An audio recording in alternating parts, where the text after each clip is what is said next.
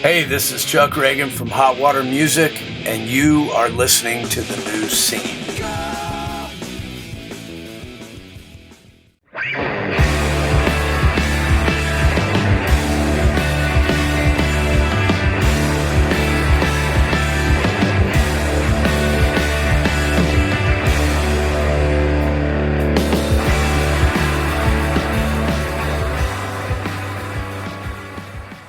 Hello, everybody, and welcome to The New Scene. I am your host, Keith, and we're back with another brand new episode. And we have a very, very special episode for you this week. We have not one, but two legendary guests, Jeremy Gomez and Eric Richter. We know Jeremy from his work in Mineral and the Gloria Record, and we know Eric from his work in Christie Front Drive and Antarctica. But the two of them have teamed up with John Anderson of Boys Life in the new band Suburban Eyes. They just released a debut self-titled LP on Spartan Records earlier this year, and it's fantastic. So I've spoken to Jeremy and Eric individually to bring you this blockbuster episode. And we cover everything with them. Mineral, the Gloria Record, Christie Front Drive, Antarctica, and of course, Suburban Eyes. And everything else the guys have been up to leading up to this band. So we'll be jumping into that shortly, but first, here's what I need. Apple Podcast reviews. We had 275 and it went down to 274 somehow. I don't know if someone took a review away. Can you even do that? But we've got to get to 300 reviews, and we've got to do it by the end of the year, or the show will be immediately canceled on December 31st. If you have an iPhone, you have the podcast app. Open it up, search The New Scene, scroll down a bit until you see the rating system, hit the 5-star button, and submit that review. I want to see 10 new reviews by next week. Come on, everybody, let's get this done. Follow me on social media at New Scene Pod, subscribe to our Main and Clips YouTube channels, and pick up a New Scene shirt over at Death Wish Inc. There's t-shirts and limited quantities left of the long sleeve shirt. Also, don't forget to support Iodine Recordings. Up right now for pre-order at Iodine Recordings is Piebald. We Are the Only Friends We Have, which is on vinyl now for the first time in 20 years. It's been remastered by the legendary Jack Shirley with completely reconstructed artwork created from negatives of the original photo shoot, and it includes a retrospective essay written by the band. The reissue will also have a limited deluxe edition double LP, which includes 12 bonus tracks of B-sides, demos, and covers in an expanded gatefold package. The street date on this record is January 3rd, 2025. The pre-order is up now. Make sure you go get it. Also, don't forget there's second pressings up of Untitled by Hassan Aisaba, Glitter and Spit by No Man, and Hide Nothing by Further Seems Forever. Head to iodinerecordings.com to sign up for the newsletter. You'll find out about all the vinyl drops first, and follow them on Instagram at Iodine Recordings. Also, say hello to our sponsor for the month of November. We welcome back the return of the legendary Equal Vision Records. If you don't know Equal Vision Records by now, you must be new to this music. So let me run down their roster for you. Hot Water Music, Bane, Code 7, Yellow Card, Armor for Sleep, Common Sage, Keonashi, and a ton more. Here's some updates from the label. Hot Water Music and Quicksand just released a split. These two titans of our scene have joined forces to bring you a new song from each band. Also, Hot Water Music covers Phaser, and Quicksand covers Free Radio Gainesville. You've got to pick this up. This is a must-have. Also, the European leg of the Hot Water Music 30th Anniversary Tour, which features Quicksand, kicks off this November. Hot Water Music also have tour dates in Australia this coming February, so go check them out if you're there.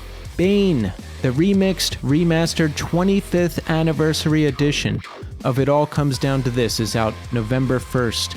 Then it's been completely remixed by Brian McTurnan. The West Coast leg of Bane's tour is coming up in November, so go see it if you're out there. I just saw them this past October, and you really don't want to miss these shows. Coliseum, the remixed, remastered 20th anniversary edition of the band's self-titled LP will be out November 21st. It's been remixed by Ryan Patterson from the band. They'll be touring Europe in November and December, so make sure you go check it out. The new album from Common Sage is called Closer To, and it will be out November 22nd. You definitely want to pick this up. It's a great record. Also, Common Sage will be playing 4 shows out west with Reggie in the Full Effect this coming December. For more information, head to equalvision.com and follow the label on Instagram at equalvision.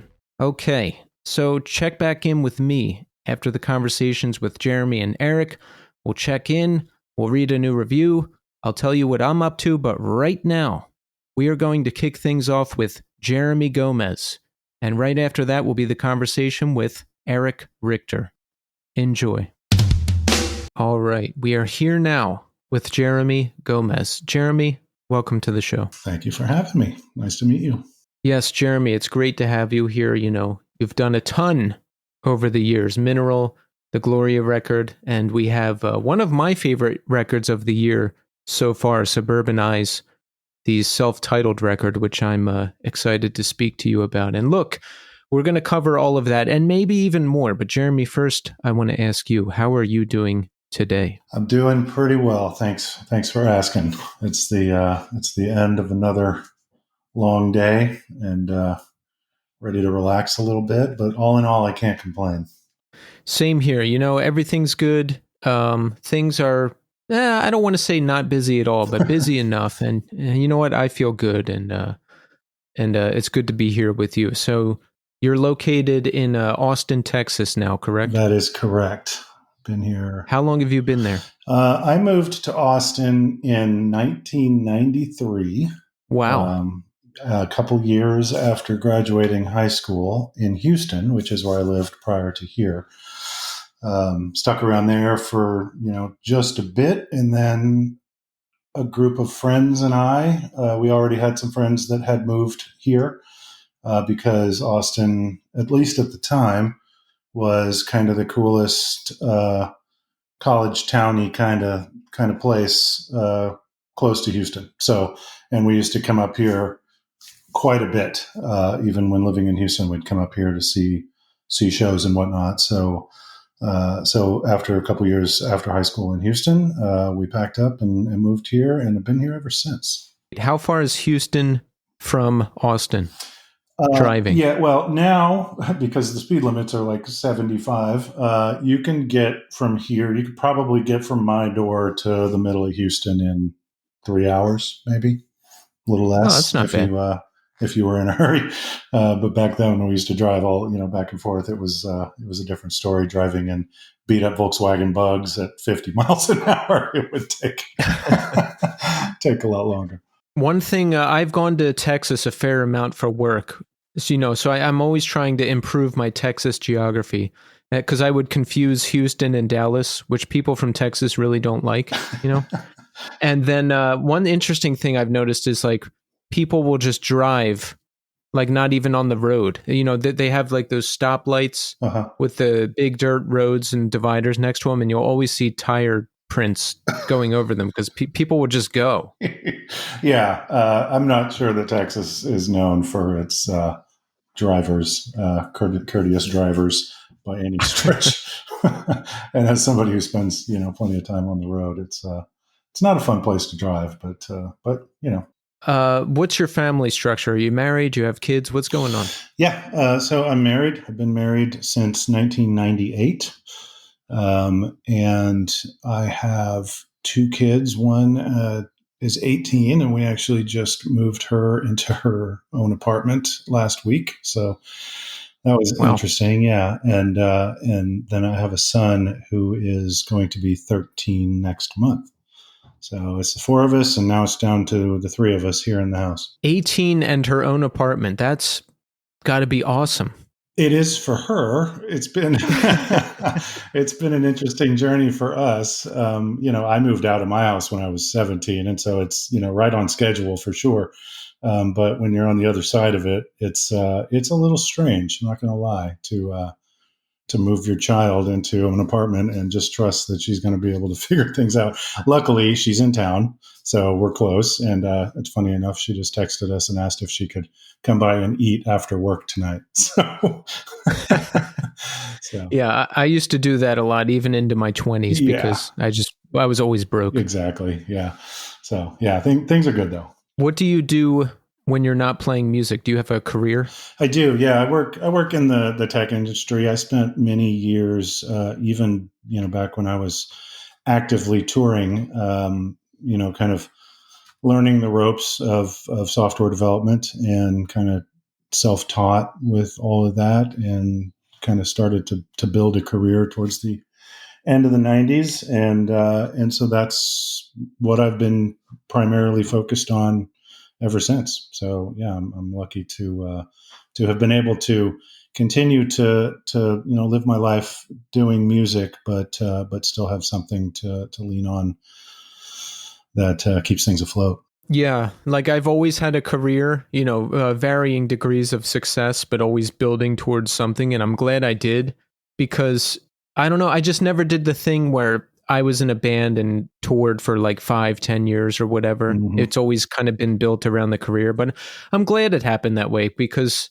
I don't know, I need that security. I needed whatever little security I had growing up. Yeah, I'm definitely... Yeah, I'm the same way on all those fronts, and so I think that's probably what, like I said, I kind of found, kind of stumbled my way into software development, via web development, back in the mid to late 90s, and learned pretty quickly that it was, as long as I had a laptop or something to take with me, I could do this stuff on the road, so I could start to build my skills and eventually build a career while still being able to go out on the road.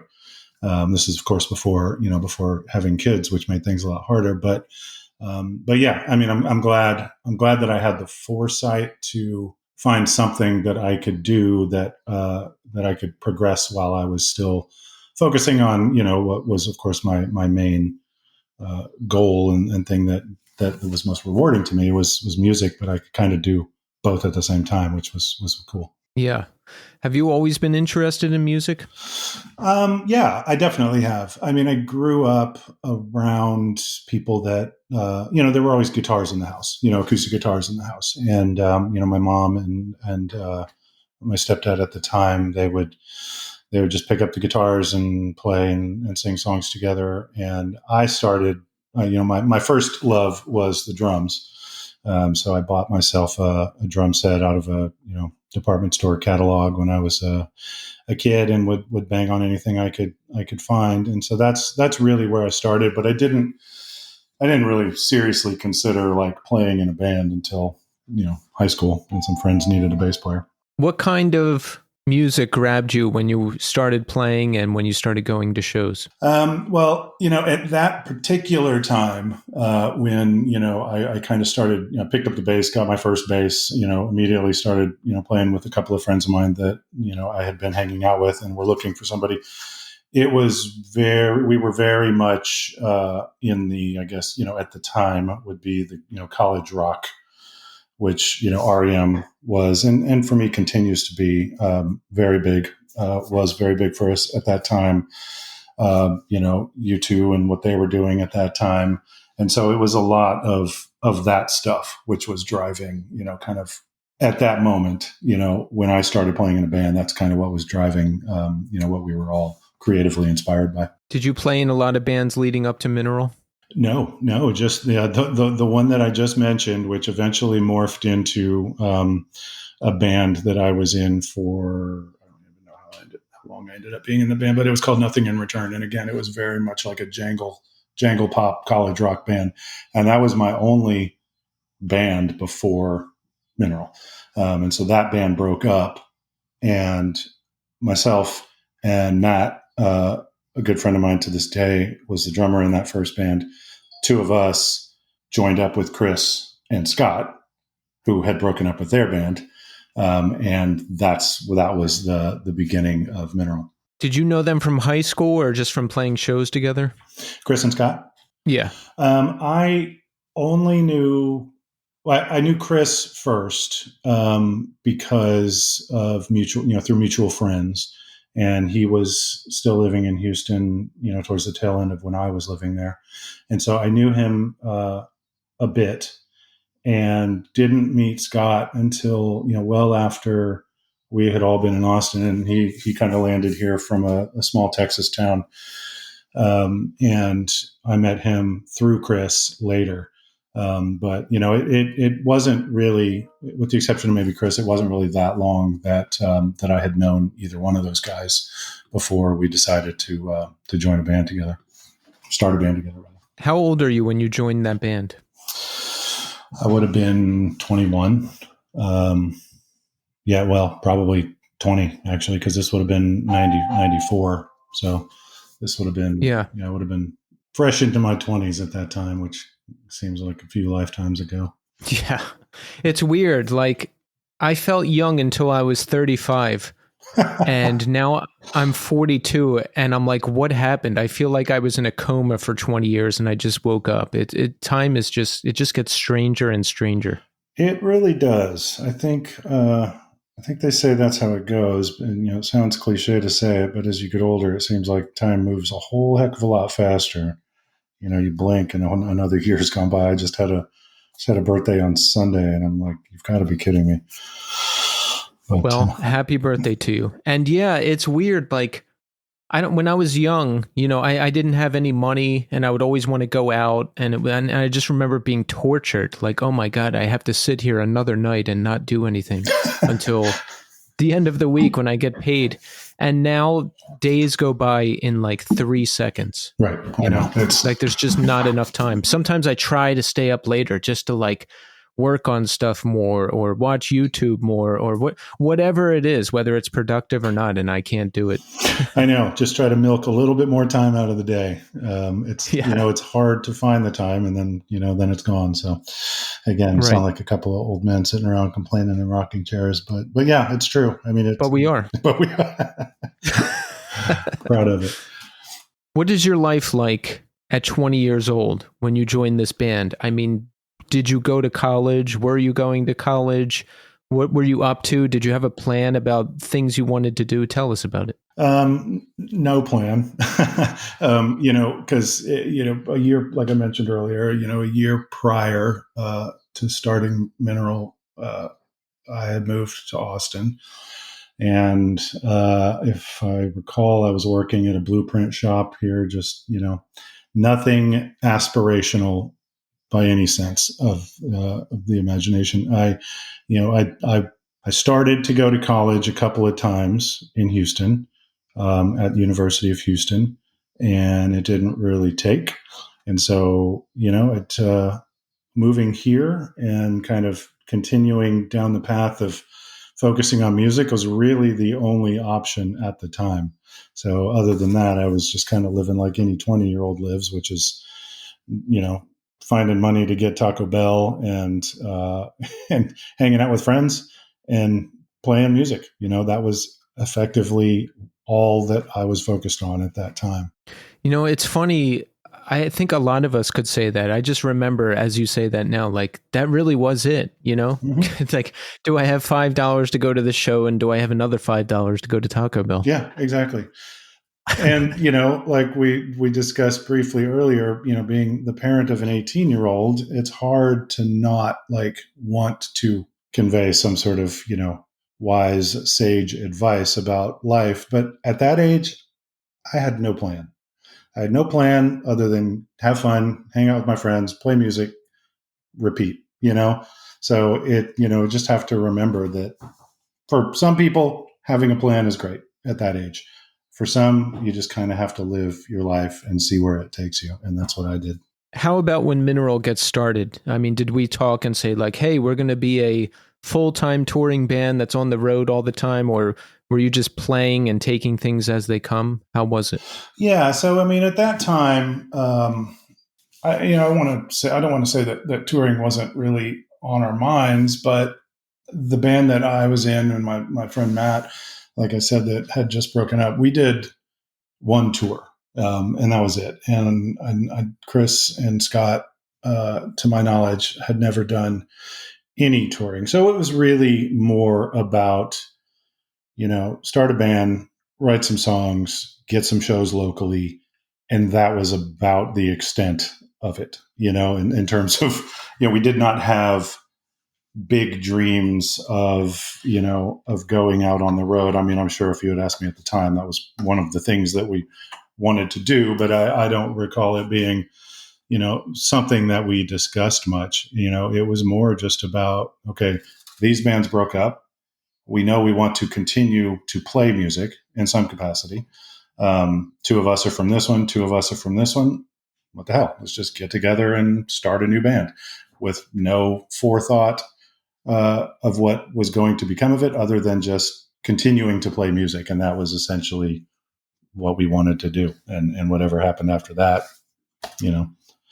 we didn't really have grand plans necessarily. What are some of your influences coming into Mineral? What were you listening to at the time? At the time I was listening to, a lot of what would be considered alt rock at the time. So primarily guitar bands, like, Smashing Pumpkins' Siamese Dream was very big for me in 93. Catherine Wheel's Chrome, and that was a record that we all kind of connected on. That was a big one. I loved bands like Buffalo Tom, Dinosaur Jr., all the things you would see on 120 Minutes, essentially. Yeah. Was where we started. That was kind of the language that we were communicating in when we first got together. Of course, everybody had come from various places musically, but those were the things that we kind of connected on, and I guess essentially decided, like, let's kind of do some big loud guitar rock, and that's where it started. Where did you record The Power of Failing?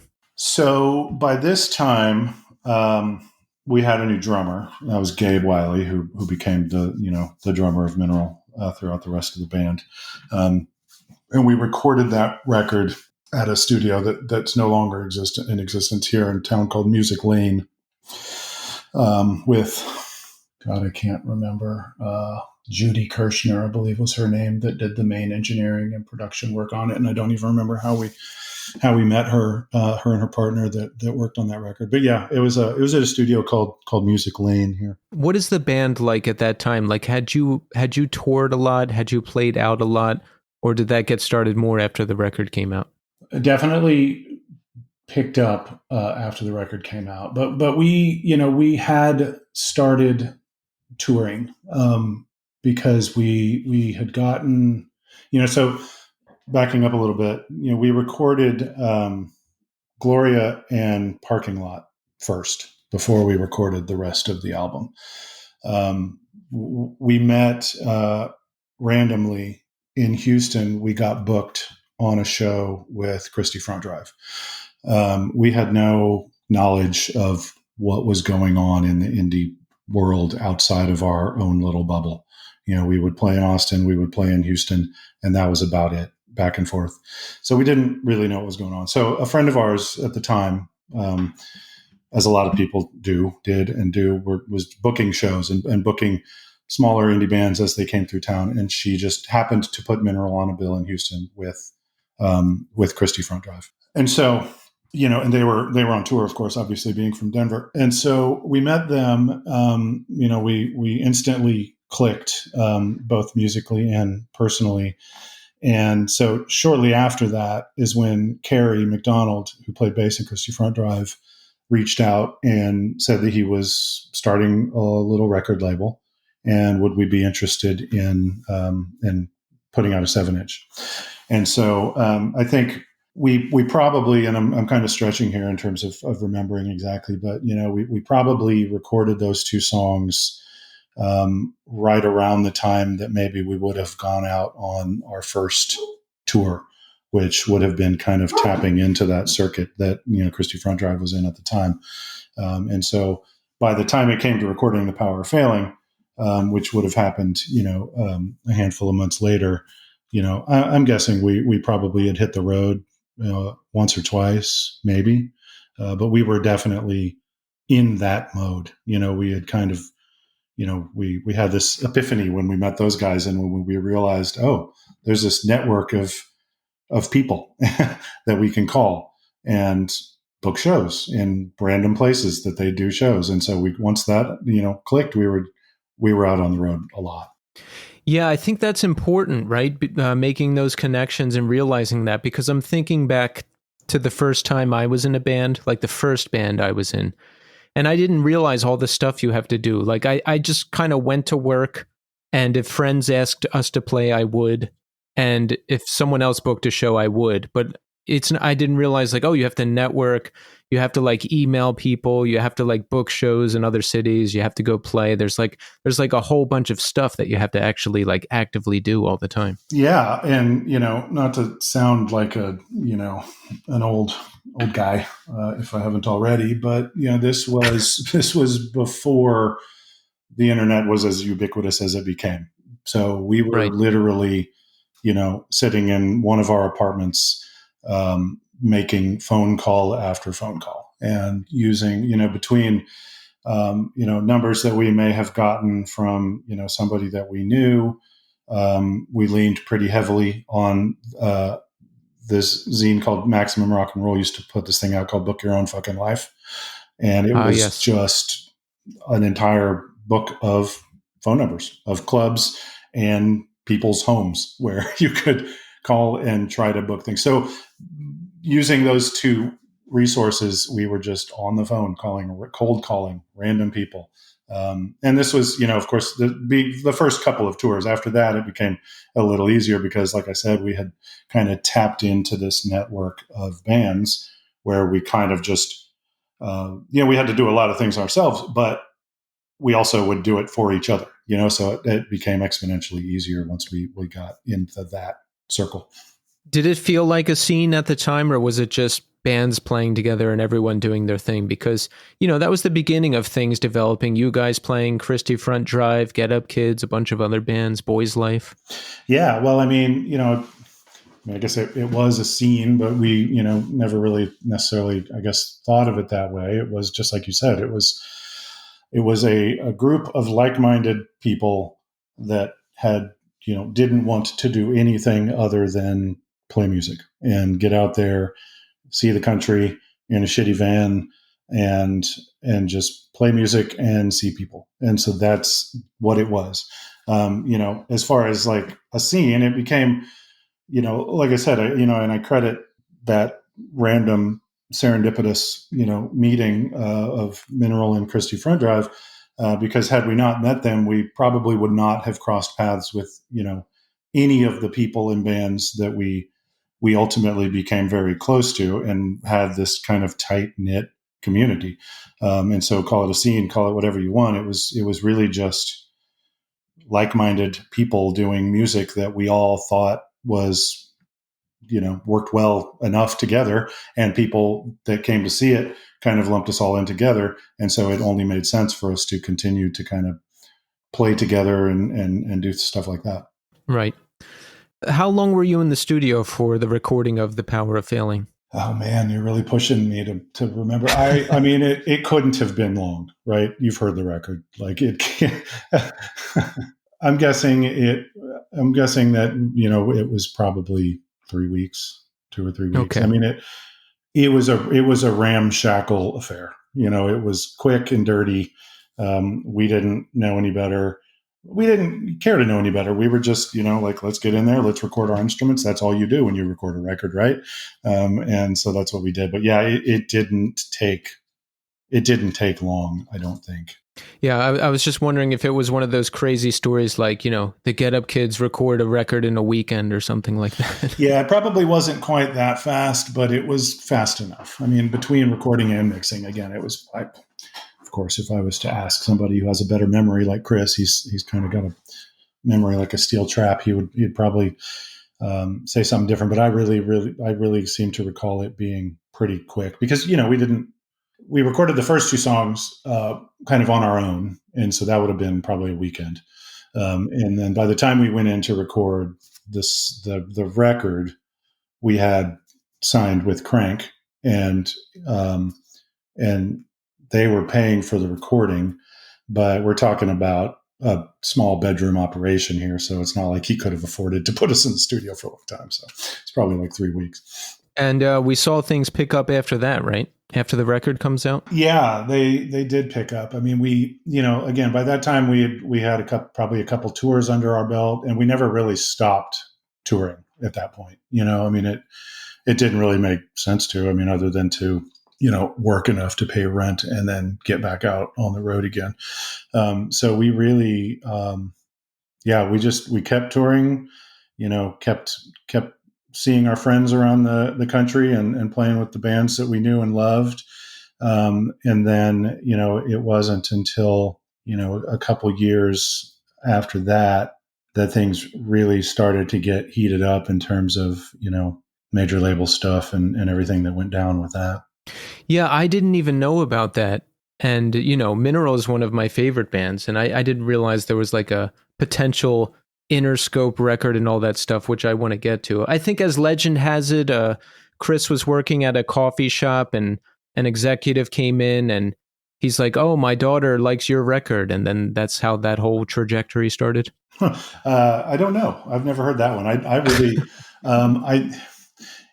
honestly, I'm not saying that didn't happen, but I feel like it was a little more just kind of, once there was a couple of labels that were interested, everybody was interested, and it's not like we were actively pursuing that like kind of next level. It was just that all of a sudden everybody was hanging around and trying to get us to sign. So I can't really recall like what the first moment was, but the next thing you knew, like literally every major label was coming into town or flying us out to wherever. And it was weird. It was weird. And it was a little much to handle for guys who didn't know what they were doing. I mean, it was fun. I'm not going to lie. It was fun and it was flattering, but, I don't think we were really mature enough to fully understand what we were doing. And I think we weren't fully mature enough to understand what we were doing in terms of the kind of commitment that we were making. And I don't think we were mature enough, again, fast forwarding a little bit and we can come back. But when after signing and then ultimately broke up before doing anything for Interscope, I don't think we were mature enough to kind of understand that maybe we did have an opportunity that if we were to use that and leverage it, who knows what could have happened. I'm not saying we would have become huge, but we could have at least given something a shot,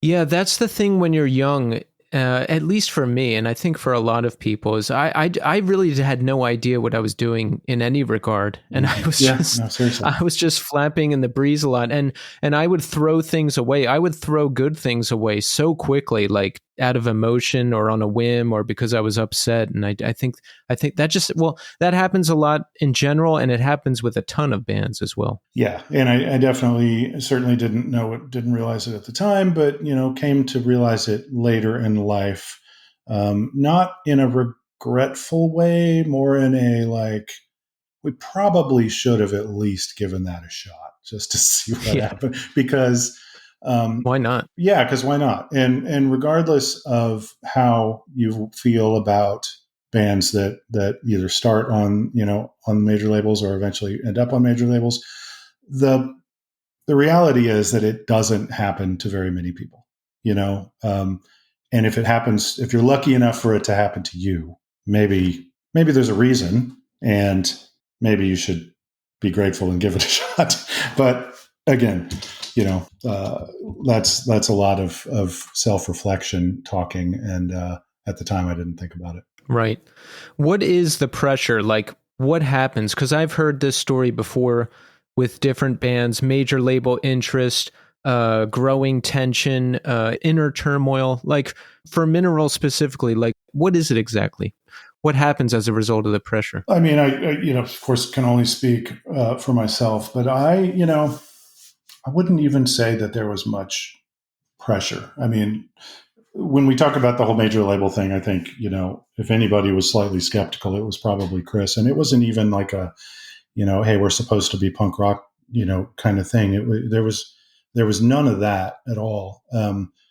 So there, and we weren't pressured to do it necessarily. I think that there were other parties involved that were happy to see us sign, and I'm not necessarily even talking about the label that signed us.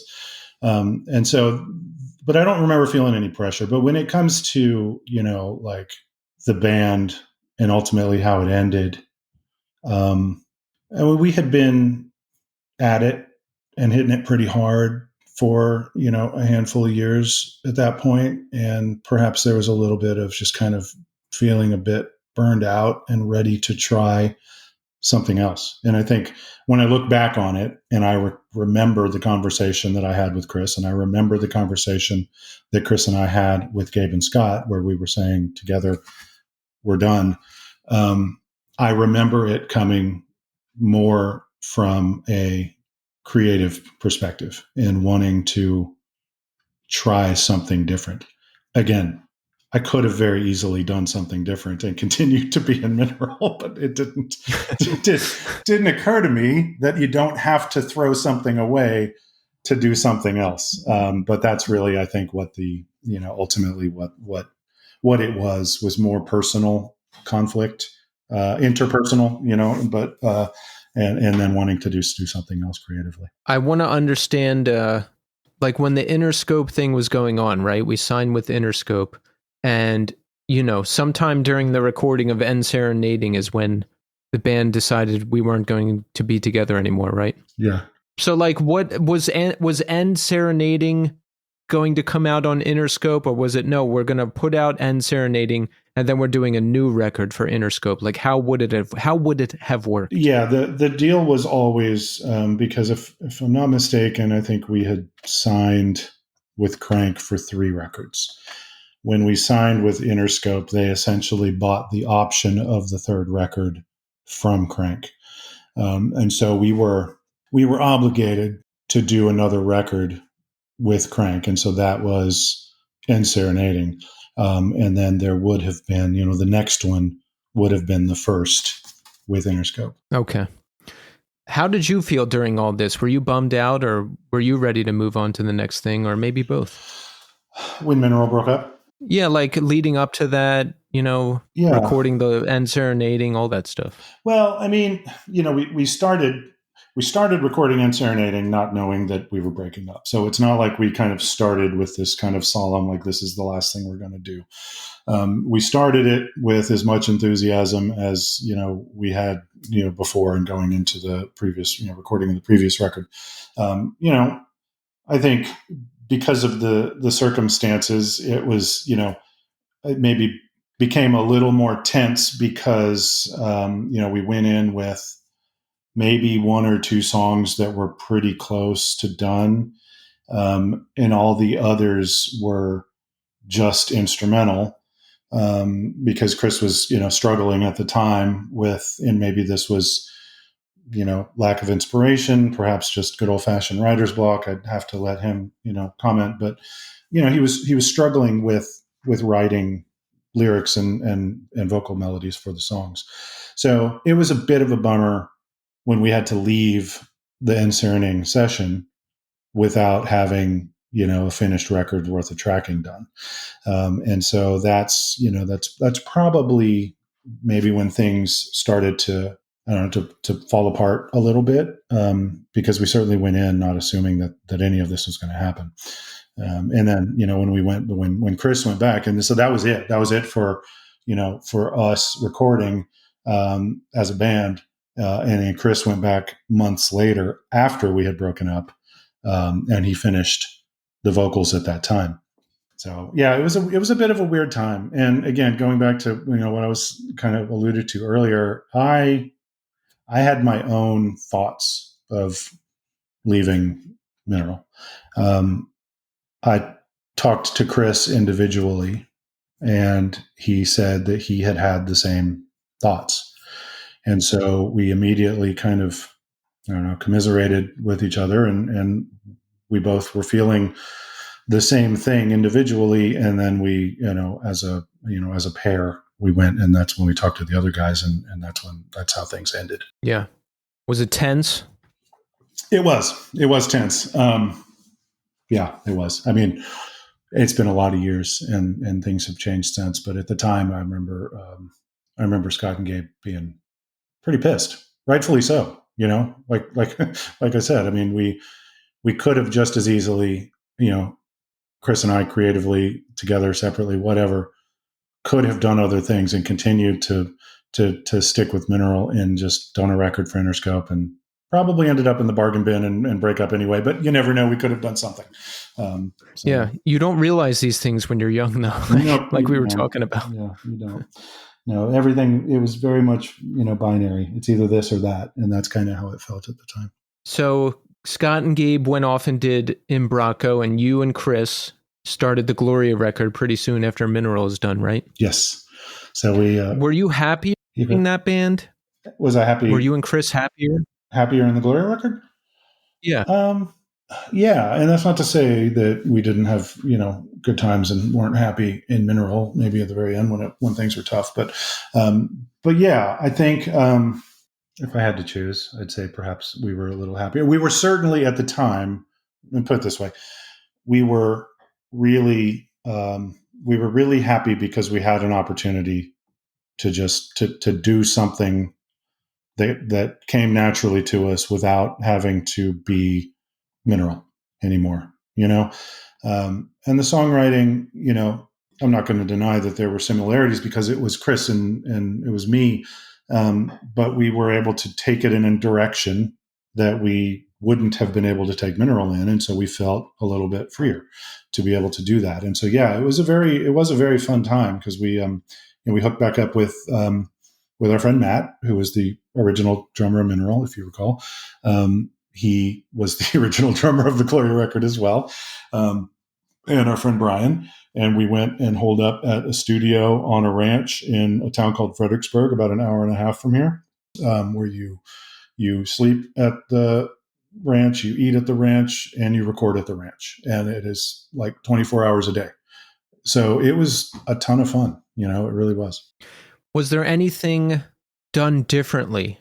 Because I think you said there were certain creative differences in Mineral. Like, did we come into the Gloria record saying, like, we're going to do this differently, or we want to head in this different direction? I mean, if anything, I think that Chris and I were probably a little bit more interested in exploring, more acoustic guitar centered music, which I think that first EP reflects. Probably a result of both of us being big fans at the time of Red House Painters and listening to a lot of that.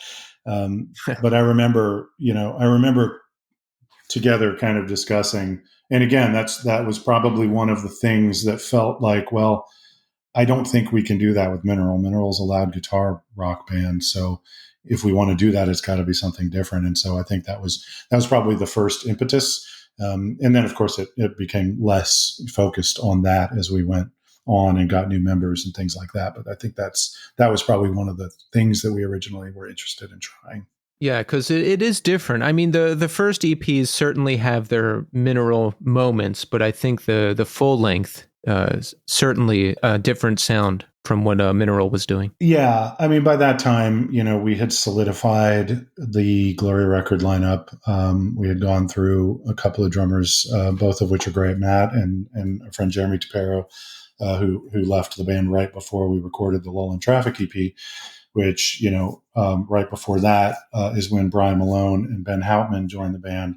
And that was the creative, group. Like the five of us just gelled so well together. And so by the time we were recording, Start Here, the one and only full length, we were fairly far removed from the things that we'd done in the past. I mean, it was only 2000 or so it's not like it was that long after, but it sure felt like it. Yeah, I've read different articles about Mineral and stuff over the years, and it seemed like Chris was really over Mineral and he didn't want to hear about it and he didn't want to talk about it. He was focused on the Gloria record. Was it the same way for you? Yeah, it definitely was. Yeah, I mean, and I think that this is, and I've thought a lot about this because, because of the fact that Mineral ultimately ended up, getting back together and doing things many, many years later.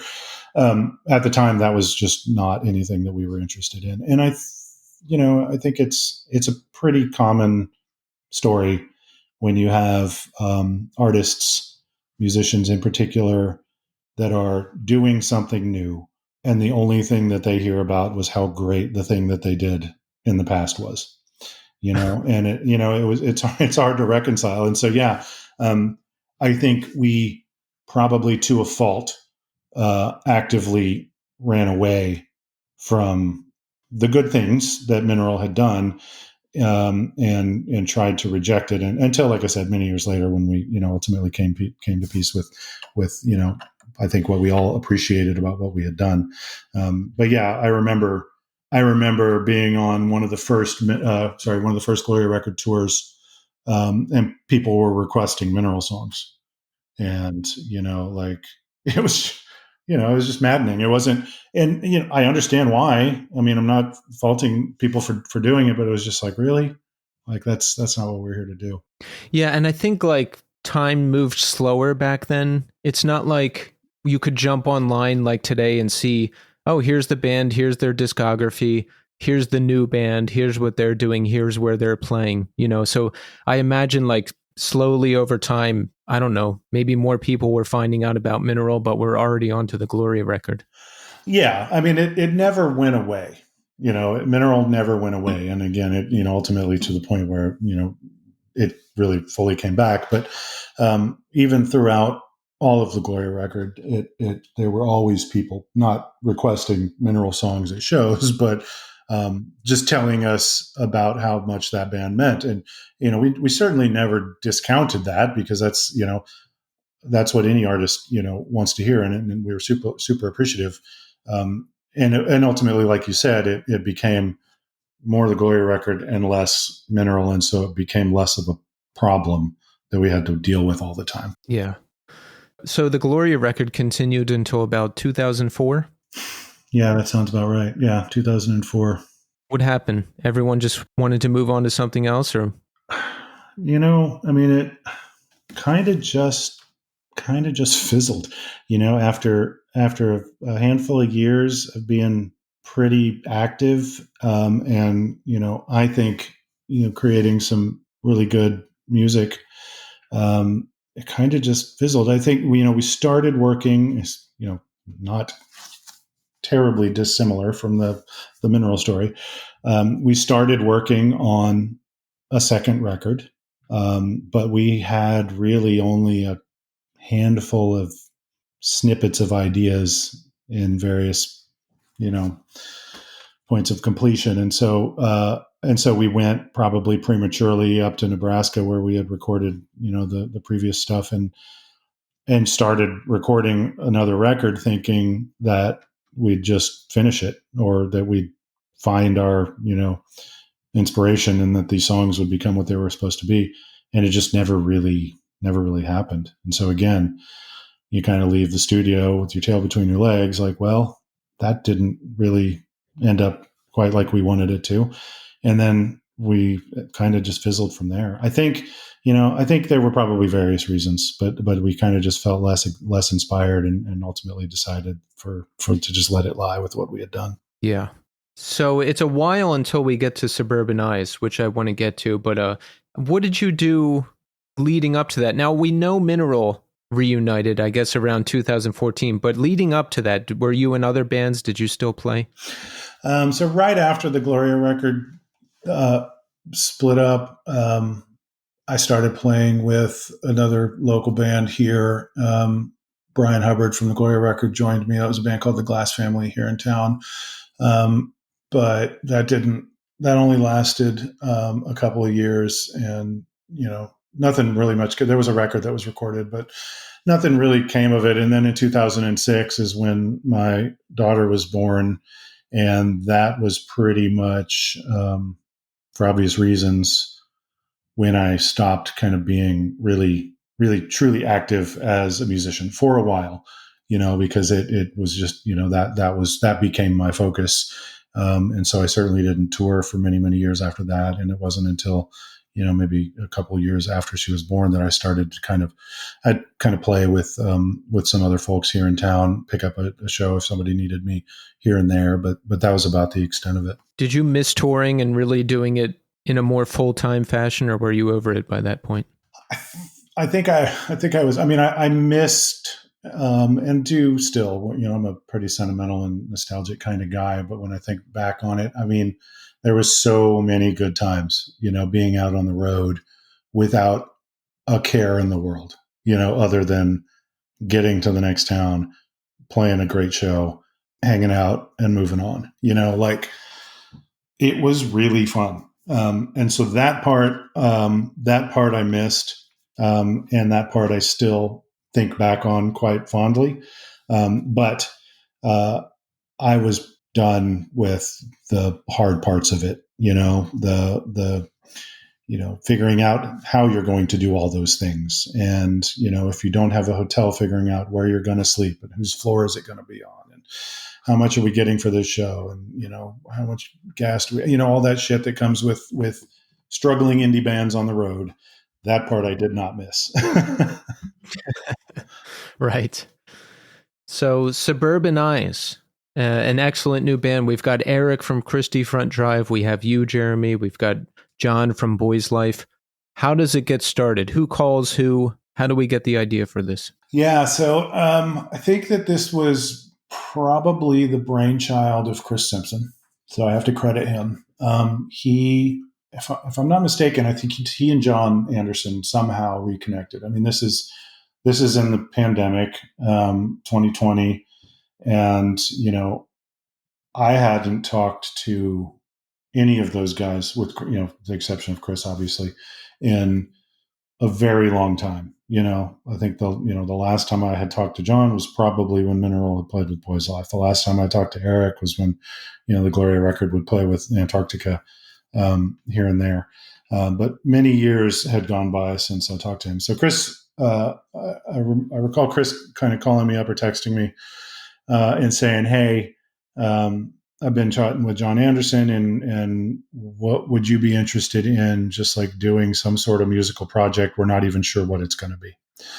And so I was like, sure, tell me whatever it ends up being. And I'm happy to see what happens. And that's kind of how things started. And then I think Chris probably reached out to Kerry McDonald. And then I think Eric was the last one that he reached out to. By that point, I think Chris probably had this idea of like, bringing the old guys back together that used to, play and tour together to do something. And I think that was probably the point of getting this particular group together. So wait, it's just you and Eric and John?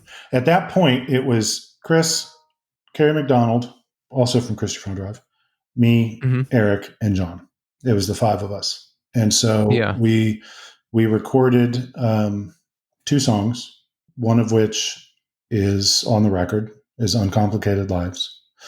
And then shortly after that is when Chris and Kerry went off to do, other things. Chris was, focused on the Mountain Time stuff, obviously. And Kerry was busy with life and stuff. And so they kind of went off to do their own thing. And then that left the 3 of us to kind of like look at each other and ask like, well, do we want to keep doing this? And we were very much, in for continuing to work together, just to see how far we could take it. And so that's how it became what it is now, which is the 3 of us at the core. I see.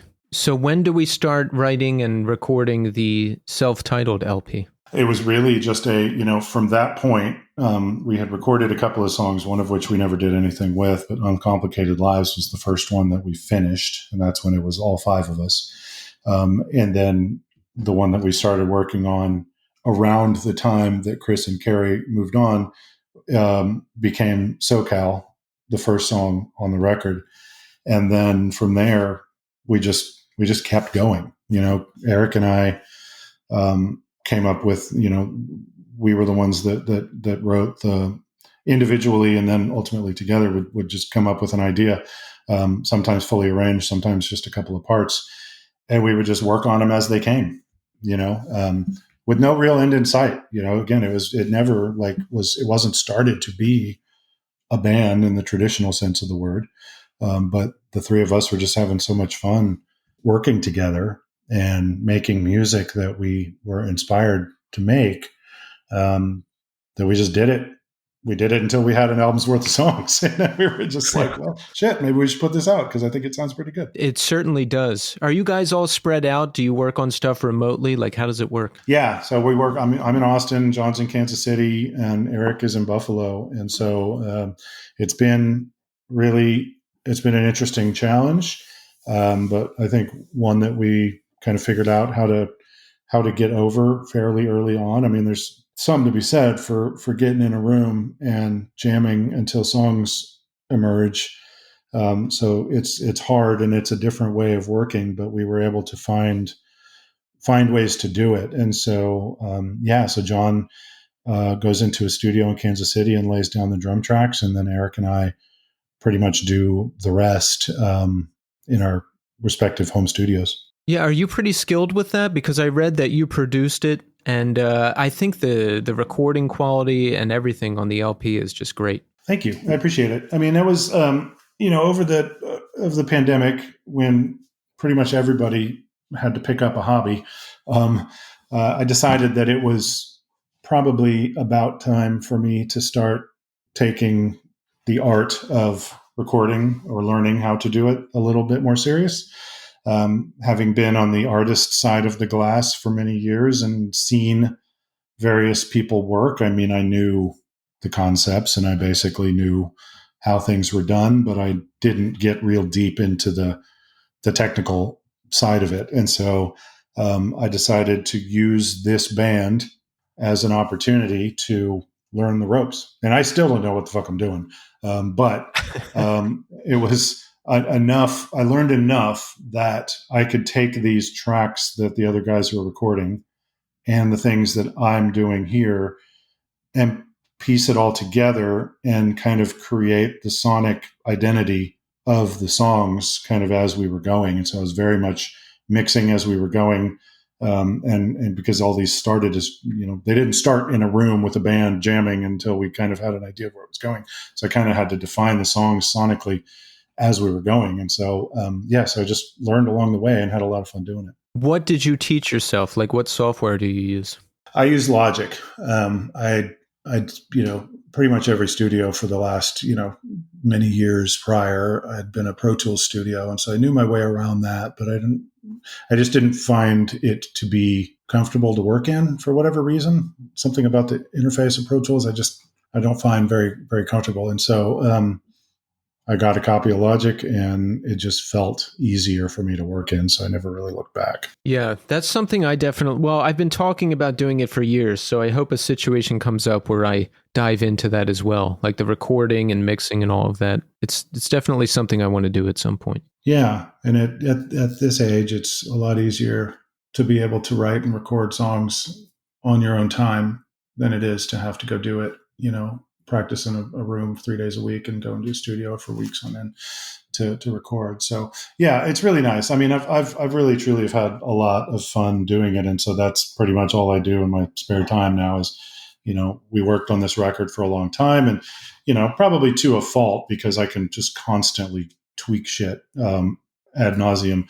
And so at one point we decided, because we wanted this to, because this was going to be the introduction to this new band with people that had been in previous bands that some folks were aware of, we wanted it to sound really good, obviously. And so we hooked up with Peter Cadis, who's a, renowned mixing engineer, has got an impressive list of credits under his belt, and sent him the tracks, with reference mixes to say, this is basically what the song should sound like, make it sound better. And so that's what he did. Yeah, he's worked with Death Cab and The National, right? Yeah, I mean, Peter. Yeah, Peter. He's a super cool guy, and has to have had a lot of patience to deal with us throwing, and not that he hasn't dealt with this before, but just throwing tons of tracks at him to weed through and figure out what exactly needs to go where. Because that's the thing about when we were creating these songs and I was doing the mixing and stuff, it was just kind of like everything on all the time, And so it really takes a sharp ear to find those moments when that thing should be there and the moments where that thing doesn't need to be there. And so that's where Peter really was shine. I think he did a fantastic job, and we're super happy with the way it came out. Yeah, it's an excellent record. One of my favorites of the year. Have you guys ever all gotten together and played? No, we have not. Will you? We are open to the idea, put it that way. I mean, it obviously logistically requires a lot of planning, but at the same time, it's something that we are all really, I think, really excited at the prospect of doing. It's a little tricky, not just geographically, but we do have to learn these songs in a live sense and kind of figure out how to translate them. But it's not anything that we haven't done before, and I'm positive that we would be able to do it. So I'm really hopeful that we'll be able to do something where we can get out and present this stuff live. Yeah, I need it. We all need it, Jeremy. Well, I appreciate it. I really do. And I hope that we can do it, because that is one of the things that I do love and I do miss about being in actively touring bands is just playing live all the time, because it's a whole different energy. Yeah, that's what it's all about for me, is the live performance. That's what I like the most. So that's what I always want to get to. Yeah, for sure. The Mineral reunion. Yeah. Was everybody in communication before we started talking about that? Like, had everyone kind of mended fences and were talking, or no? Not really. I mean, Chris and I never stopped seeing each other, and so we stayed pretty connected. There was time after Mineral originally broke up that, as we talked about earlier, things were pretty tense. And so I think some feelings were hurt, and there was some animosity, and we were young and stupid. And so there was a lot of years where we didn't see or talk to. I don't know that Chris did, but we didn't really see those other guys at all. But then get older, you move on, stupid things of the past become less important. And by the time we all got back together in a bar to talk about the prospect of playing together, because we had somebody reach out to us about doing it, it kind of hit at the perfect time. We were all in a place in our lives where we were open to the idea and open to exploring what we could do. That was the Jimmy Eat World 20th anniversary show?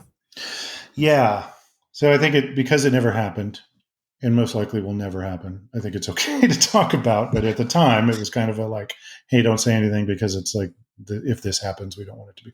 But it was, that Jim reached out and was like, hey, we're thinking about putting this big thing together with all of us old friends, and to do a big show, and would Mineral be interested? And that's what started the conversation, and then it never materialized. But luckily we have a friend who is active in the industry, and that he's an artist himself, but also has just been around long enough, and he's really good at the business side of things as well. And he kind of caught wind that we were talking about getting back together to do a show. And he was like, come on, guys, you're not going to get back together and put all this work in just for one show, are you? You should probably consider exploring doing something, else, celebrate the anniversary of the band and go out there and play for people that never got to see it before. And so I credit him, our friend Jeff, with really being the person that made us think about the idea of turning it into a kind of a full-fledged reunion. Was it weird getting back together and playing? It was, and it was really sonically ugly there for a bit. It had How been, so? I mean, it had been 17 years since we stopped playing those songs. And I sure as hell didn't remember them. I thought I would. I thought surely I'll have some muscle memory that'll come back to me. Not really. So, we all, and I think that was probably the case for all of us. We had to relearn those songs and then get back in the room and relearn how to play them together. And it took a little bit of time to shake the dust off, but we went into it once we knew what we were doing, and we knew that this was going to be like more than just a show, that it was going to be an actual quote unquote reunion, and kind of representing Mineral to the people that did love it before and the people that didn't get to see us, the people that did. We knew going into it that we wanted it to be right. We weren't just going to half-ass it and play the songs good enough. We wanted to play the songs because all the people had were the records for the past almost 20 years. And so we wanted to go out there and represent those songs as the people had been hearing them for so long. And so we practiced our asses off for a while before that first tour. Yeah. How did you relearn it? Did you just sit there and listen to it and figure it out? Yeah. I mean, the songs were still in my head. I mean, I for the most part, remembered the songs and where they were going arrangement wise. It was really just some of the bass parts that I was like, what was I thinking? Because I had continued to play bass and by then had kind of been playing a little bit more, not anything seriously, but had become a different kind of bass player. And so I was like, wow, I would never write something like this today. So I kind of had to put myself back in younger me's, bass playing shoes and kind of relearn some of that stuff. But it was really fun. Like that part of it, even without any of the touring that we were, lucky to be able to do, just reconnecting with those songs and ultimately reconnecting as the four of us was a really special time, because we all just locked back in together and did it just for the sake of having fun doing it. Yeah, and I'm glad you did, because that was like a white whale band for me to want to see, because you guys had been gone for so long and it didn't seem like you would ever reunite. So that was one reunion I was particularly excited for. Oh, well, thank you. I really, again, I feel very lucky to have been able to do the things that I've done. And when I look back at the two reunion runs that we did, I will remember those things very fondly for a very long time, because aside from seeing parts of the world that I never thought that I'd be able to see, let alone, play music, just traveling around together and kind of feeling like we were those same four dumb 20-something-year-old kids, was really special, and it was really, really fun. And we had a lot of laughs, and we shared a lot of fun times on those runs. Do you hear a lot about the legends of Mineral over the years? Because, if we could take a time machine back to 1998, I can't think of any other bands that sound quite like Mineral, but fast forward to now, and I could name at least 10 who are heavily influenced by you. Yeah, I mean that's music, right? Everybody, everybody's influenced by what came before them, and I'm certainly flattered when anybody says that band or anything that I have been a part of has inspired them to create their own art. I mean, that's really to connect with somebody, even if it didn't inspire them to create something, but to just make something that connects with people on a visceral or emotional level is what you hope to do as an artist. And to have people tell you that and what the art that you've created means to them is really, really special. And, I would certainly never musically accuse anybody of ripping Mineral off. But if we were able to inspire people to go and do their thing, then fantastic. Absolutely. For Suburban Eyes, this is a two-part question. What are some of your personal influences for Suburban Eyes, and what is some of the stuff you listen to these days? Like when I listen to Suburban Eyes, I hear some Cure in there. Mm-hmm. I can hear some touches of everybody's old bands. Like, tell us about it. Yeah. So, I mean, like I said, everybody's influenced by the things that came before them. And I think the thing about a band that doesn't naturally form out of people just playing their instruments together in a room kind of has to have some general sense of direction to start with, And so I think by the time it came to being the three of us, Eric and John and myself, I think we were kind of a little bit more inspired by, kind of went back to younger us, even younger than when we were all in the bands that we were in the 90s together. And we're kind of thinking about some of the stuff that really inspired us at the time that we really started becoming the musicians that we ultimately became. And so when we looked back, all being, around the same age, it was a lot of stuff like what you were just citing, which is stuff like The Cure, and REM, and, moving forward a little bit, stuff like Swerve Driver and Slow Dive and stuff like that. And so it was, I started kind of writing with a kind of just in the back of my head, a vibe, And so if I had to kind of cite anything as a main influence, it was probably, a lot of the bands in that, late 80s, early 90s kind of time frame. It's all great stuff. Yeah, I do love it to this day. I mean, there's, I've carried a lot of things with me over the years. And so when you ask me what I listen to these days, it really is mostly just the things that I've continued to love over the years. It's not to say that there's not great new stuff coming out all the time. I'm just maybe not subjected to it very often. So I kind of just stick with the things that I know and love. There's a lot of great stuff happening with modern music right now. Like there's these new gaze bands that sound like newer shoegaze or heavier shoegaze, and a lot of people doing different combinations of alt 90s sounding stuff, mixing it with hardcore or other heavier melodic elements. There's a lot of great stuff out there. Yeah, no, there is.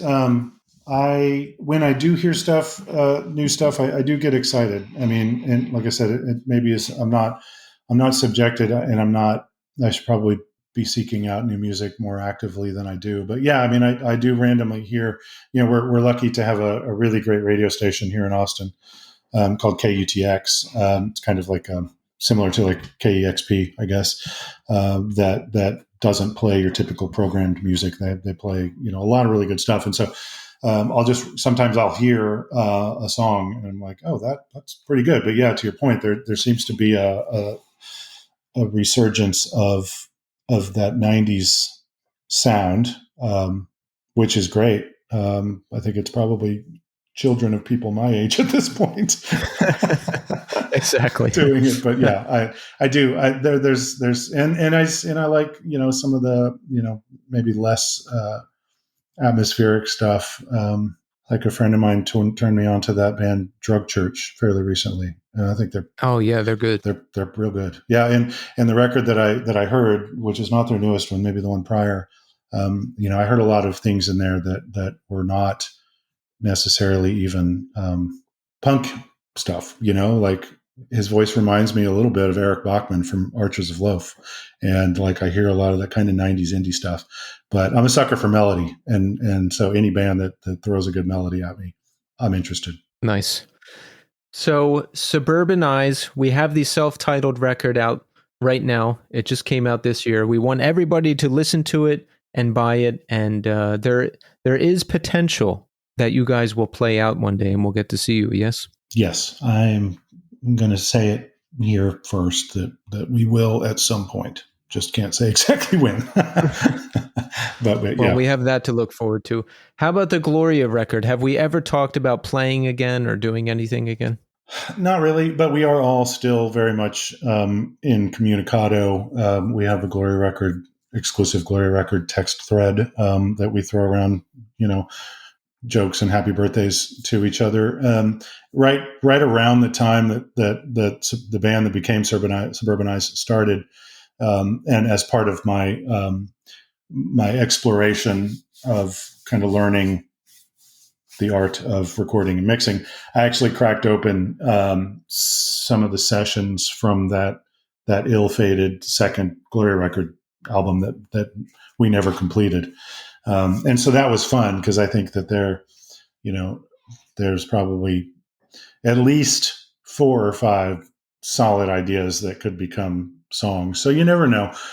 We briefly bounced that idea around that time, like, hey, we should finish this stuff. And then everybody was too busy and nothing ever came of it. But you never know. But we've never really discussed anything more seriously beyond that. Yeah, I wanted to ask about that because it sounded like there was some songs or at least some ideas out there that could potentially be fleshed out. Yeah, I think, there's, like I said, there's 3, 4, or 5 that I think after listening to them again for the first time in almost 20 years back then at the time, that I think that still sounded great to me. And if we were to actually put a little bit of effort into completing them, just to say that we did, it could be fulfilling, So you never know. I haven't cracked them open since we started Suburban Eyes, and that started taking up all of my time with home recording stuff. I haven't really gone back to them, but you never know. Maybe someday. How about Mineral? We know we've had new tours, new music, which is all very exciting. Is there the potential for more in the future? I'll never say never, because had you asked me that, before we did the first one, I probably would have said hell no. But I'd say it's probably not terribly likely at this point. I think you can only milk a couple of records from 20 years, 25 years ago so many times. And we did 2 reunion runs that were both successful by our standards. And I don't see us, outside of the 2 new songs that we recorded in 2019, which I also think turned out well, great. Yes. I don't see us like going back in and doing a record or really recording any more songs, but you never, at this point, what I have learned is that you never know what is around the corner. And so, right now there's nothing planned and I don't see anything on the horizon, but I'm also not completely closed off to the idea that something could happen someday. We certainly didn't leave it in a place where that would never be again, Right. My policy is never say never, because every time I do, well, the opposite happens. I know. Then you got to say, well, I was wrong, which is fine too. But yeah, I prefer to hedge my bets and say right now, no, but in the future, maybe. Well, Jeremy, you've created some of my favorite music in the past, in the present. I'm really appreciative of everything you do, and I just want to say thank you so much for coming on the show. All right, Keith. Well, thanks for having me. It was a lot of fun, and until next time. All right. We are here now with Eric Richter. Eric, welcome to the show. Well, thanks for having me. Yes, it's great to have you here, Eric. You've been up to a lot over the years. Christie Front Drive, Antarctica. That's hard to say. It is hard to say, especially if you think of that C stuck in the middle. Golden City, Highness, and of course, Suburban Eyes, who just put out one of my favorite records of the year. And Eric, we'll talk about all of that. But first, I want to ask you, how are you doing today? Today, I'm doing great. I've had a really nice day. Today's one of my, I have kind of a shift at work. I'm a teacher, and Tuesdays and Thursdays are half days for me. So I get to come home and get little odd jobs done and get my kids off the bus. So it's always, Thursdays are always very lovely days. And it's really, the weather's amazing here right now in Buffalo. It's like, 60s and the leaves are changing. It's a really picturesque fall day. Yeah, this is the best time of year. I love it. My favorite. I love it. Yeah. So you live in Buffalo. I do. How long have you been there? 5, 6 years. Does that sound right? Yeah. 7 years. How did you end up there? So I was in New York. Basically, I grew up in Colorado. I'll start from the beginning. I grew up in Colorado. Spent about the time I turned 21, after some Christie Front Drive tours, we played New York City and I fell in love with the city. So I moved there, lived there for like 20 years. And then I had this idea, that I wanted to go back home to Colorado. And so I tried to move back, but Colorado is completely different now than when I grew up. But my wife is from Buffalo. So we were visiting here. And oddly enough, Buffalo feels like Denver 1985. So it's like perfect. And it's a nice place to live. And that's how I ended up. She grew up in Medina, which is just outside of the city. Yeah, that's how I ended up here. And the cost of living is super cheap because the winters are kind of rough. But if you can get through the winter, the rest of the seasons are perfect. It's just like there's just one season that's kind of rough because we get a lot of snow. Yeah, I think that would be a good thing these days because there's not as much snow. So if I got a lot, I would like it, especially because I work from home. Yeah, I was talking about that today because we're kind of in a sweet spot for global warming, actually, because we're not like near the coast where we have a lot of the, dangers of being by the sea, or we just get some snow and actually it is warming. And like the last winter was really mild, actually. But I think we're going to get hit this year. I think it was something had to do with there was an El Nino last winter, and that made our weather a lot warmer. Yeah, I maybe are winters in Buffalo just normal now because of global warming? No, they're still pretty. I mean, the winter before the last winter, we got over 100 feet of snow. I mean, 100 inches, 100 feet, 100 inches of snow. We were number one. Actually, we came in first place for the most snow in the country. We had in the same winter, we had a blizzard, a nor'easter and then we also have something called lake effect snow. So after a storm, if the water is still pretty warm, and this is maybe something to do with global warming too, these snowstorms will be formed over the Great Lakes, and we'll get like an additional like 6 or 7 inches after another storm. So it's that's kind of the catch-22 of being here. I think I drove through lake effect snow somewhere in the Midwest before. Like everything was kind of normal. And then suddenly I was in the middle of a crazy blizzard and I kept driving very slow and then I was out of it. It's annoying because the shape, they're shaped in kind of a band. And so it'll just be kind of a long, narrow band, but it'll go up and down for like 4 or 5 days. So it'll snow a lot, and then for like 10 hours, nothing. And the sun will come out, and then it'll come back down and hit you again. And it just keeps going. It can come back and forth like 2 or 3 times, and then that's when we get the accumulations, So you grew up in Denver. Mm-hmm. How did you like it? I loved growing up there. It was a nice place to grow up. It was a lot different back then. It was definitely a sleepier town. Downtown Denver was... there was some jazz bars and it was kind of gritty, a lot of, we used to have a lot of, Kerry in particular lived in a warehouse downtown, and, it was there was a lot of like, homeless and like fights out in front of the where they lived, and it's called the Repo warehouse, but it was, there was a charm to it, Denver was a very charming, but, since, I feel like in the 90s, a lot of people from California like moved out of California, either went to Seattle or Denver because I think the job market was better. And it just got overrun. It's just, there's too many people there now. It's just very, where do you live? I live in Brooklyn. I've been here since 2012. Nice. Yeah. I was in Brooklyn for like 14 years. I was in Greenpoint for a period of time and Gowanus. Kind of in between Gowanus and Park Slope for a while. Oh, nice. Yeah, I love it here. Did you like it when you lived here? I love all of New York City. I love it there. If it wasn't so expensive, and now that I have a family, that's kind of the reason we wanted to. I feel like when I knew I was going to have a family, I kind of wanted my kids to have a similar upbringing as I had, because I worked with kids, I was a teacher in the city too, and that lived in the city, and it's cool, there's a lot of culture to be, like they take in so much living in a great, city like that, but it's difficult, like it's a little more difficult. And here where the cost of living is low, we knew we could afford a decent house and, just kind of live a kind of normal life.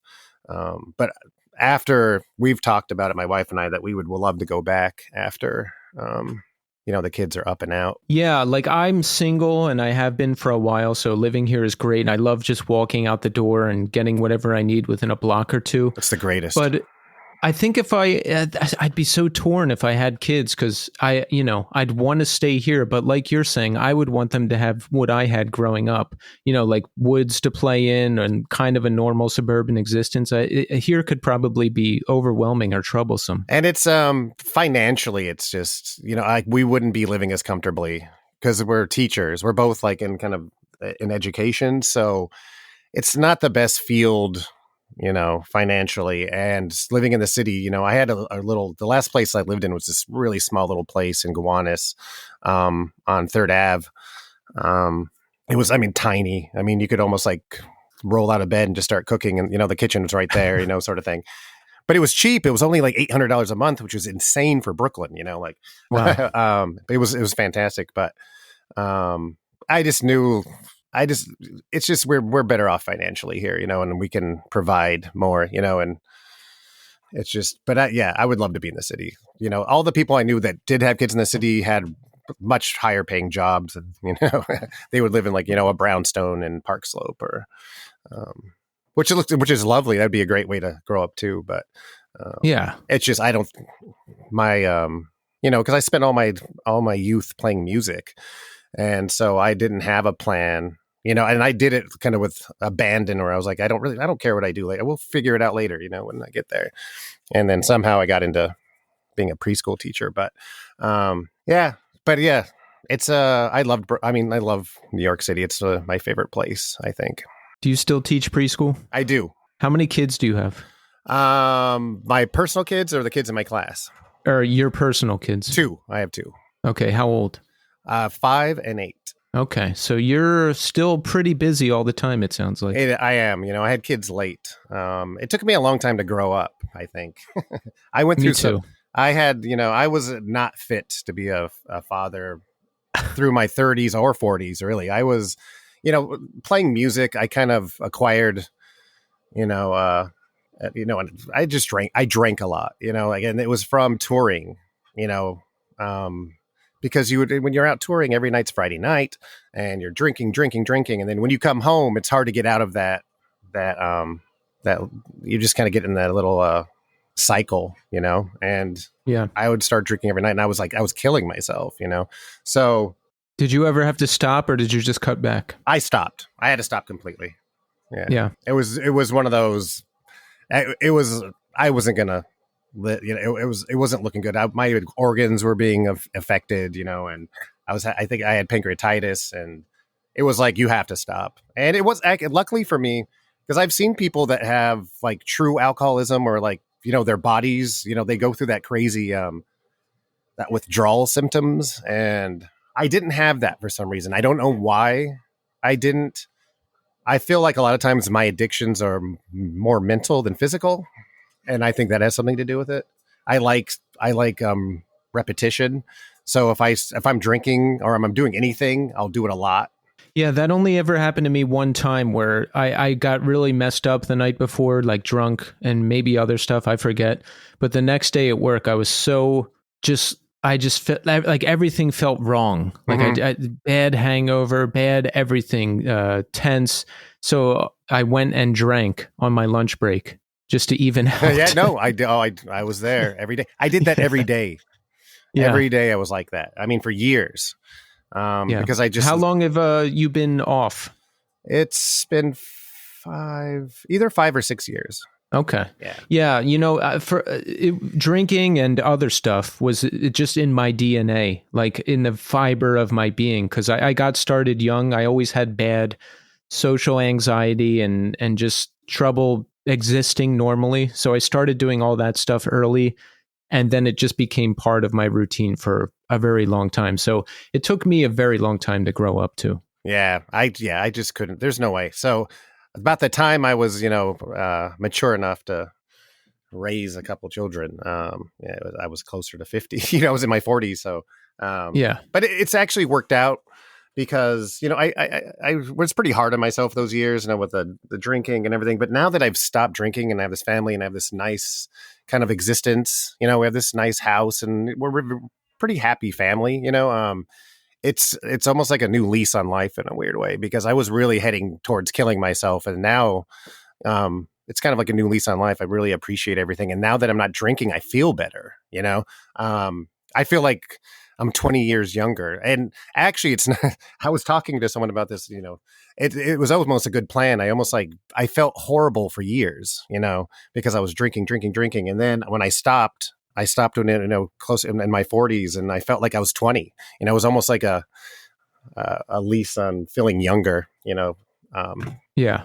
It kind of worked out for me, but I feel bad for all those years I was drinking, because I'm sure I wasn't a very great person during those times, drinking does not lend to bringing out the best parts of your personality, No, it doesn't. No. And that's the hard part. And, I'm definitely apologize to everyone along the way that I was, because I was pretty out of my mind for some years. Yes. If anyone had a bad run-in with Eric, look, he was drunk. Yeah. And he's doing better now. It's no excuse, but, I'm a human, and, I try. I'm trying to get better. I'm better now. That's all you can do is keep getting better. I've been there too. And where I'm at now, I feel young. I've gone through whole things where I feel old and have to process all that and stuff, but I'm 42 now. I feel young. And you know what? It's never too late. Like, if you eat clean and work out and stay active and keep your mind sharp, you can have kids when you're 40. You can have kids when you're 50. Like, as long as you stay active, it's like, yeah, I don't know. There's not a ton of limitations. Yeah, as long as you're not female, though.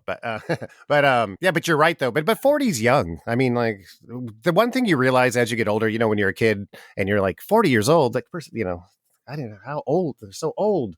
And then when you get to 40, you realize you kind of just feel the same as you did when you were like 18 years old. It's just your body's aging, but you don't feel, it's just odd. Like, you realize that it's not old. It's actually fairly young, given like the time you're given on Earth, Yeah.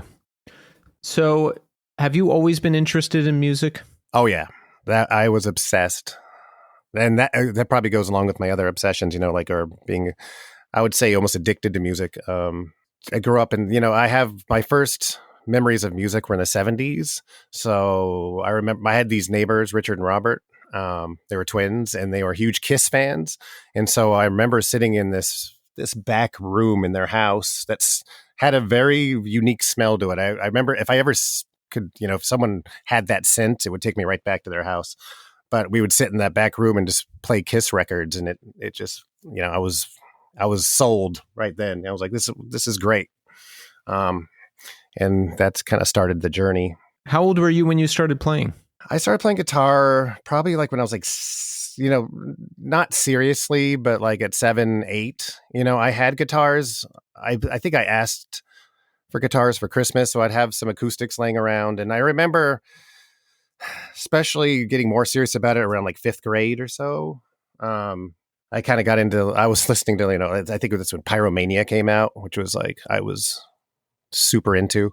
I definitely went through a phase of like the early part of hair metal where it was like Def Leppard, like when Def Leppard first came out. And I think, Quiet Riot was like the first of those bands, and then Rat and early Motley Crue before, it kind of went awry.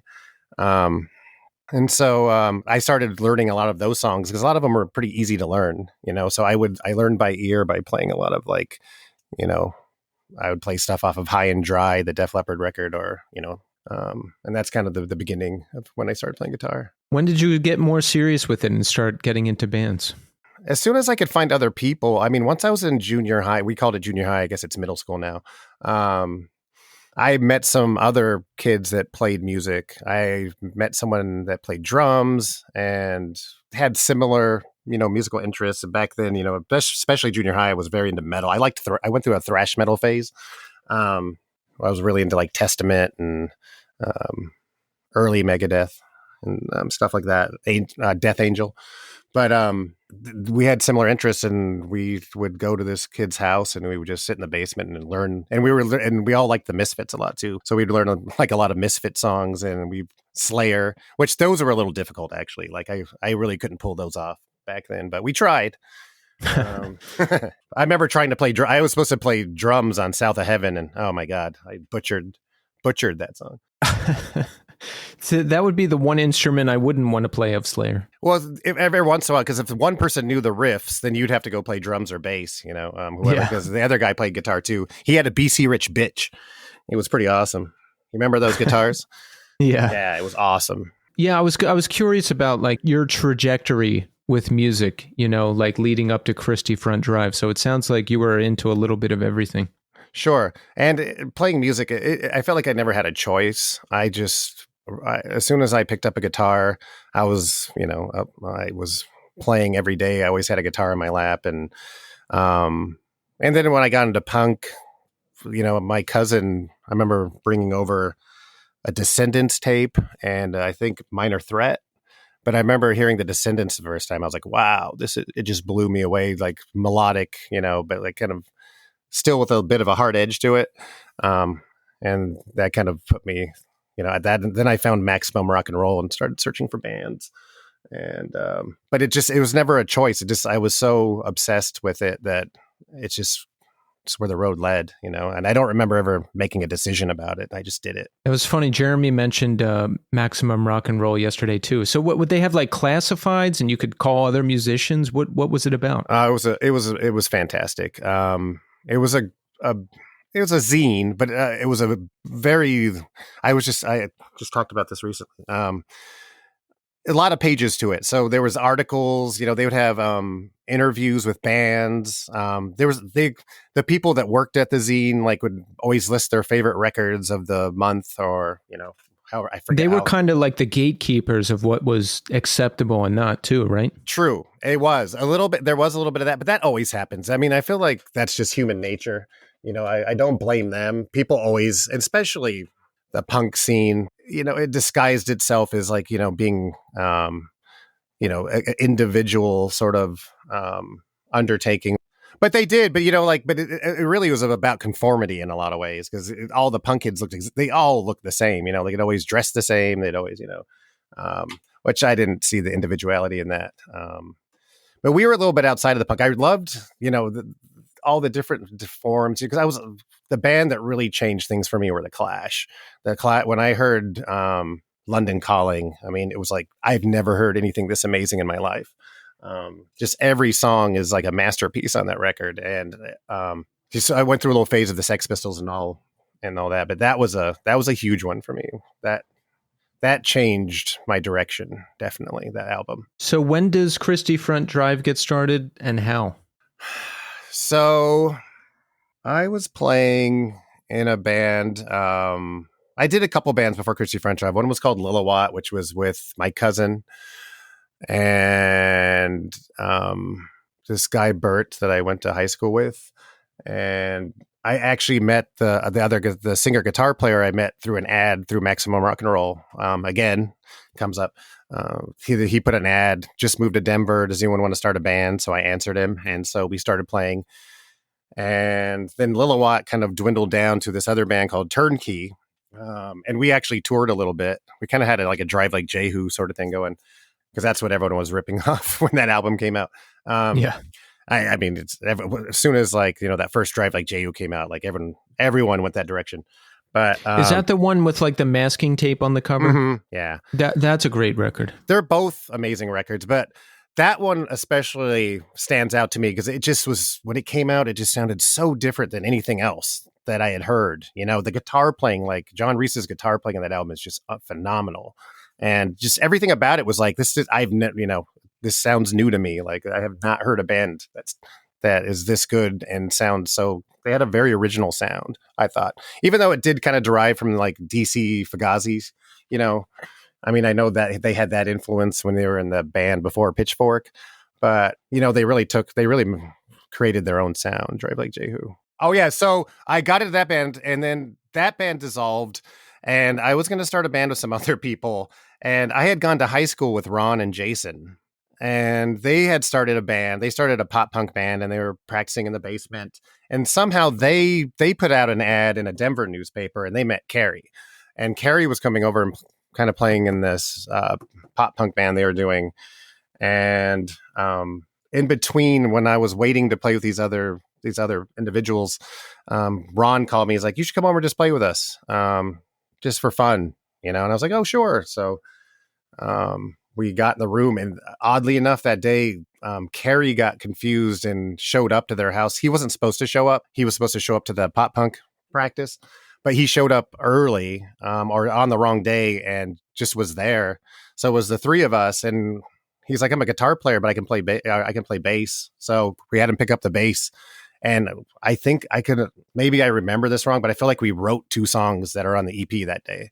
Wow. It was instant, like, chemistry. Wherever we were at that time, it just happened really fast. And we just got together, and the songs just started, like, we recorded that EP only like 6 months after we first played together.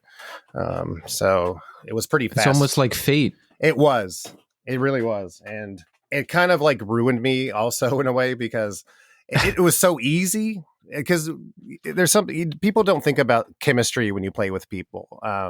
It's just, there's some people you just don't have any chemistry with. You get in a room with them and just nothing happens. And it's like almost you make each other worse musicians, where some people you get together and it just opens up. Something weird and magical happens, and it's really cool. But that was my first that was the first band that I really took seriously. And then we were putting out, we did put out a turnkey record and a Little Watt record, but we started thinking about touring more and really taking the band seriously. And having that being the first band, it seemed too easy.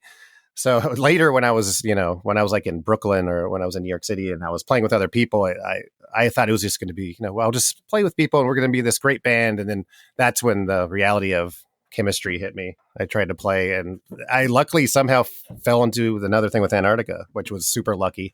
Yeah, with some people, it's like, it could take 2 years to write an EP. And then with other people, it's like, you write 2 songs in the first practice. I know. Well, Suburban Eyes, I mean, we've been working on this album since the pandemic.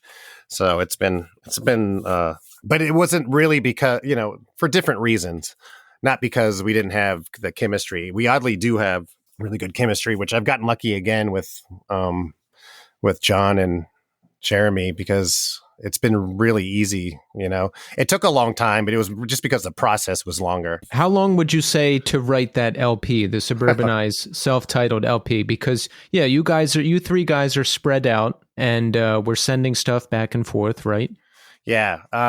So a lot of it took a lot of time, because I think our plan changed a lot, because at one point we decided we were going to do this thing where we're going to release a single every season.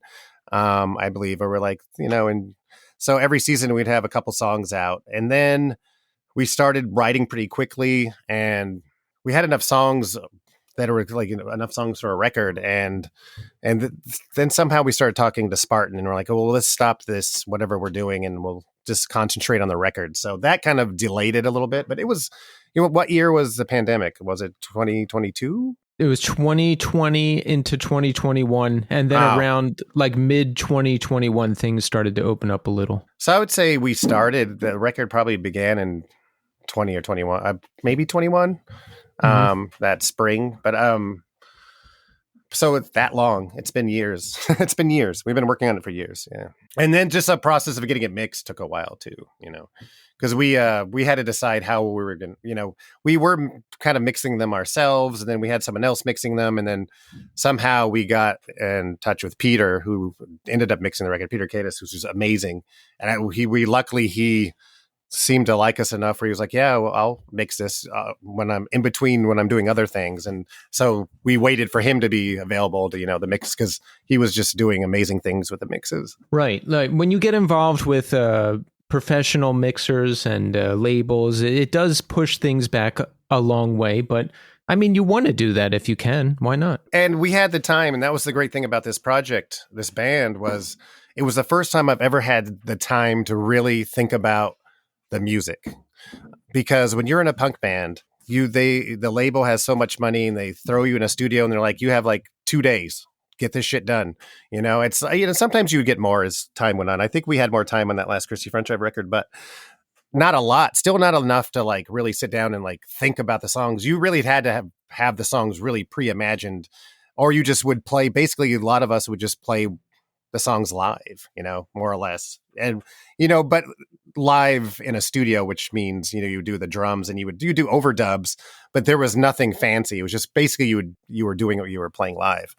Where with Suburban Eyes, we really got to really think about the songs and the mood and the sound and, hey, would it be cool if there's a violin here or a cello? I mean, we had put a cello in the song Voices, but we had time to do that and we could just do it at our own pace, and that was really nice. It kind of leveled the playing field, and that's one thing that technology has done. If I could, if I could choose, I wish I could be in an all analog studio and have weeks like the Beastie Boys had to record. It was just, months, like we spent 6 months recording, but we never had that. But now we do, we can do that now. And so I'm playing, definitely, it's been fun, like playing with more sounds and moods and colors, with the music. Yeah, there's a lot of interesting variations on this record that I like. I hear elements of our previous bands. I hear some Cure. I hear some classic shoegaze stuff. It's great. Thanks. And I kind of pulled everywhere on the record. I mean, there's that ending to Never Ending, that song, and that reminds me, almost like when I was writing that part, the vocal part, what was coming to mind was like Dynasty era Kiss, when they would have the really high vocal, like Magic Touch. I still love that stuff. Dynasty is still one of my favorite records. I don't care what anyone says. A lot of people think it's one of their worst. I know Peter Criss doesn't play on it and everything, but it's a great record.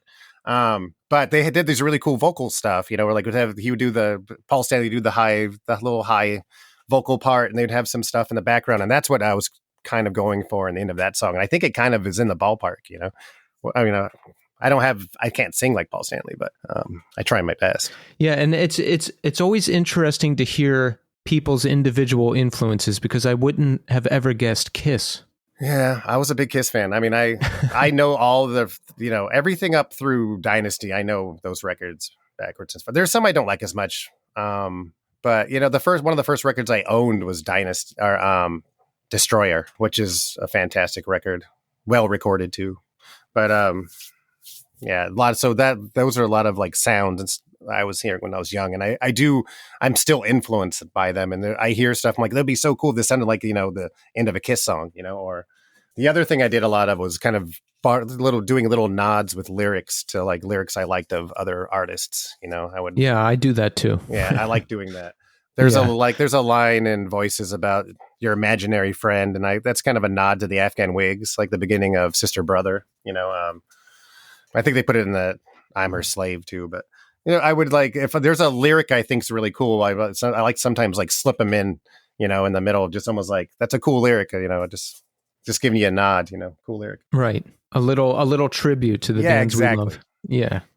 Had you written like this before, with everyone remote and piecing songs together? No. No, usually before it was just getting in a practice space and just really just hammering it out, which I find the funny thing is because it feels the same. Like when we're doing it, instead of like sitting in a room with them and us hammering through the songs, Jeremy would send me bass parts and John would go into a studio and have the drums. So I would still be practicing to their parts. It's almost like I was practicing with them. So when I was coming up with my guitar parts, I would have them in my headphones playing their parts. So it was really quite similar to being in a practice space, and almost better because the parts were recorded and there was no mistakes. So you didn't have to like, let's start over. How would it start? Like, would you come up with a riff first, or did other guys come up with something first? All different ways. Jeremy wrote a lot of the music, especially like the song Never Ending. There are some songs that I don't play a lot of instruments on, actually, that Jeremy plays a lot of the instruments that he would record, because he has a nice little recording setup at home. So he would record, he's a good guitar player. He's obviously a great bass player. And he would record a lot of stuff at home. And a lot of like Never Ending and I would say Perfect Hands. I think that's mostly him, like instrumentation wise. And I just came in with the vocals. But there was times I would, sometimes I would sit down and write like a verse and a chorus. And if I really liked it, I would send it to them and see if they liked it. And they would be like, yeah, that's fine. Or be like, awesome, let's start working on it now, and it happened a lot of different ways. Yeah. Jeremy mentioned something interesting, which I didn't realize. Chris Simpson, was it Chris Simpson and Kerry McDonald who were involved in the very beginning? They were. It really started with Chris Simpson getting a hold of me and like, hey, do you want to do like a fun, long distance project? I think he was talking to John about it, and they just they talked, Kerry initially was doing it with us, and Chris Simpson, and then the three of us. And over time, it just kind of dwindled down to us. Like Chris was really serious with Mountain Time. He had a lot of, obviously you've seen he just released a record, by the way, and some really beautiful videos. Yep. And so he really was more focused on that. So we understood. I think he was like, oh, I shouldn't have taken this on because I really I don't have as much extra time as I thought I had. That was kind of where he was coming from. And Kerry, I think Kerry was like, he was into it, but he kind of wanted to play a different type of music than the three of us. It was weird because we started recording, all together, but then it eventually just Jeremy, John, and I, we started writing a lot together on the side. Because it just, for some reason, what we were looking for, and I think our vision at the time, we just were on the same page musically. Like we all were wanting to hear the same, the same tones and, have the same kind of whatever. It was working easily with them. And Kerry, I think Kerry wanted to do more of a rock band. Like he was more into he was like, let's do something like Thin Lizzy. He was sending in stuff like Thin Lizzy, which I love Thin Lizzy. And I love, of course, Black Sabbath, but it just wasn't what I was feeling at the time. I love that. I love all of those bands, but I'm not very good at playing stuff like that. I have a very small niche, I should say. I am kind of a one-trick pony. I kind of do what I do, and I can, but I do try to do it the best I can and get better at it. But I'm not also, I can't like belt out like a Def Leppard song. I don't have the voice for it. I have no gruff. So yeah, if I try to play like a Thin Lizzy riff, I feel like it's a joke, even if I'm trying to be serious, and I just don't feel like I can pull it off. I know, and it's hard. I mean, they were excellent guitar players, like playing. Oh yeah, playing tight like that. Those rock bands from that era. You got to have your shit down to play that tight. Right. And that double, Thin Lizzy, that double guitar playing was just amazing. And they were just dead on. And having a singer like that, I mean, Jesus, they were like that's one of those bands people look back on like, man, they had it all. Like, I think they didn't get their due for a long time because everyone would just hear the Boys Back in Town on the radio and like, oh yeah. But then once people really listen to them, like, damn, they're really good. I think a lot of people, they've kind of lasted the test of time of people going back and listening to the records, and they're still really cool sounding, Oh yeah, absolutely. So, Suburban Eyes. Now I talked to Jeremy and he said there is the possibility of us getting out there and playing together sometime. Give us your perspective, Eric. There is. We're just talking about how to do it. I mean, that's the hard. Not being in the same city. It becomes quite a task to get together. So, and it can become expensive too. So, we're just trying to figure out the best way to do it. I think it's definitely going to happen. We're just trying to figure out the logistics now and how it's going to make sense, or we're not paying thousands of dollars for nothing. And I'm not really interested. I've toured enough, and I know there's not a huge interest in seeing us right now. And I'm not really interested in doing a short tour and playing to like 10 people a night, and the only way I think I would tour again is if somehow this band caught on and we maybe had some money to play with, or like, even like we could travel and just do a few really nice shows now and then. I don't think we'd ever play a lot because I don't like when bands play too much sometimes. I almost would like to make it a special event if it ever comes to that, like if you come and see us, it's not like everyone's going to see us 1,000 times. It's like, oh, where they're playing and they don't play very often. Maybe we should go check it out. I think that's going to be more our lane. Where does John live? He's in Kansas City or Lawrence, somewhere, or in between Lawrence and Kansas City, that area. Yeah, so everybody is pretty spread out. Yeah, we're extremely spread out.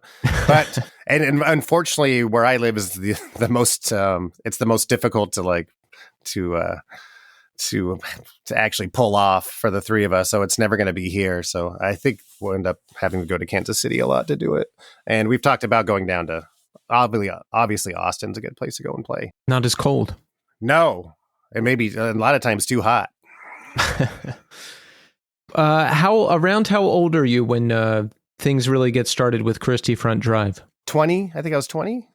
Okay. 19 or 20. I was pretty fresh out of high school.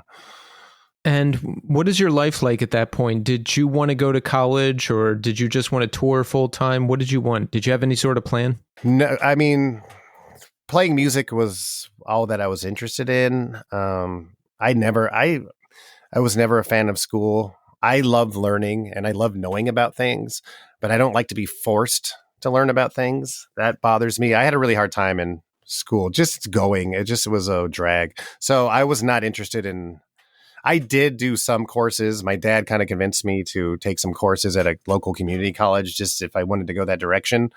But I was miserable. And that was about this exact same time as when Christie Front Drive could go out and tour, and people were coming to see us, and we had a little bit, we had built up a name a little bit, and we could actually tour and not make a lot of money, but like do well. We would actually make money when we were playing shows and have enough to have a good time, So it was an easy decision for me. It was like, sit miserable in this classroom or jump in the van. And obviously we jumped in the van. Yeah, I know you met a lot of fellow bands like Get Up Kids or Boys Life or Mineral and all of that. But I mean, we can look back now and say like, yes, this scene was happening and all these bands were together. But what did it feel like at the time? It was amazing. I'm very grateful for that happening in my life. It was just, we had the best time, we would run into Mineral, on the road. The Boys Life would play our place randomly. We just would meet we all just became friends. Promise Ring, there's just a group of us that like would always see each other and became friends on the road. And there was every place had a really interesting scene. Like you could go to almost any state and there was some place you could go play. And sometimes it was in someone's basement. Sometimes it was at the VFW hall. Sometimes it'd be in a little club. You never know. But either way, the people were there because they were really into you. Like they had listened to the record. They were really into you. And like there was a scene and they're hanging out with their friends and there was always a good vibe. It was quite beautiful, really, actually, looking back. And I'm really lucky to have been a part of it, no doubt. Were you listening to that type of music at the time? I was. What was some of the stuff you were into? So I would say when Christie Front Drive began, I was, I went through I was really obsessed with Lookout Records in high school. I loved Sam I Am. I loved, I had bought 39 Smooth when it came out, because I would just buy everything on Lookout. It would come out. Operation Ivy, all those bands. I was listening to stuff like that, but I also really liked a band from Seattle called the Tree People, which you probably heard of. It was Doug Marsh's band before Built to Spill.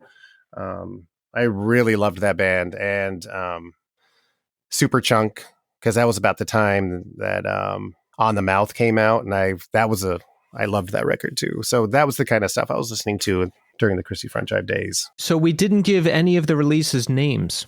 No, we just couldn't decide on it. We didn't really care, really, to tell you the truth. It was like, who cares? And the second one was called Stereo because we had the stereo on we did not have that intention, but just since it was on but yeah, for some reason we were like, even when we named the songs, Instant Romance was just there was a box of wine in Ron's basement where we practiced, and we're like, what's the name of the song? And I was looking around and I was like, Instant Romance. We're like, bam, done. We would do stuff like that all the time. We didn't really care, we just wanted to play, the song titles and all that. Like my lyrics were a lot of times just nonsense, Really? To a point, because the way I come up with lyrics is I just kind of form. I just form vowels, and sometimes it'll be nonsense, and then I will form lyrics, because a lot of times I like the way lyrics are like vocals sit in songs when the lyrics have the right vowels. And I've heard, I think a lot of songwriters, you'll hear the same thing. So, and then from there, you can build a story, you know, like from your experiences. But Christie Front Drive, I think some gibberish got through. I do that too. I come up with the syllables first, and then I'll build, and then like it just stuff comes out of my subconscious, and then a story gets built around that. Or sometimes I just know what the song is going to be about. I don't know how or why, and then I'll build the story around that. Yeah, that's the whole fun part of songwriting is I love songwriting. It's fun, and I love that feeling when something's working, or you write something, you're like, oh, I really like this. That feeling is really intoxicating. And I got that a lot with Suburban Eyes. Like we were always, the one thing about this record, we were always really excited about the songs, and they were fun to create. You know, we had a really good time doing it. And you know, and sometimes some of the songs I would just decide. I think I did that with 4 a.m. I just came down, I'm like, I'm going to write a song. And so I just went on Logic, and I just found a random drum beat and just started messing around with the guitar parts. You know, I plugged in, like I put the Vox. I usually like the Vox AC30 plug-in. And then, because that's basically what I would play live a lot. And I would just noodle around with guitar parts. And then if I liked a guitar part, I would record it, and then I would record another. A lot of times I'd like to have two guitar parts, like a melody and a rhythm. And then I would try to come up with a vocal melody. And if I really liked it, I would just keep working on it.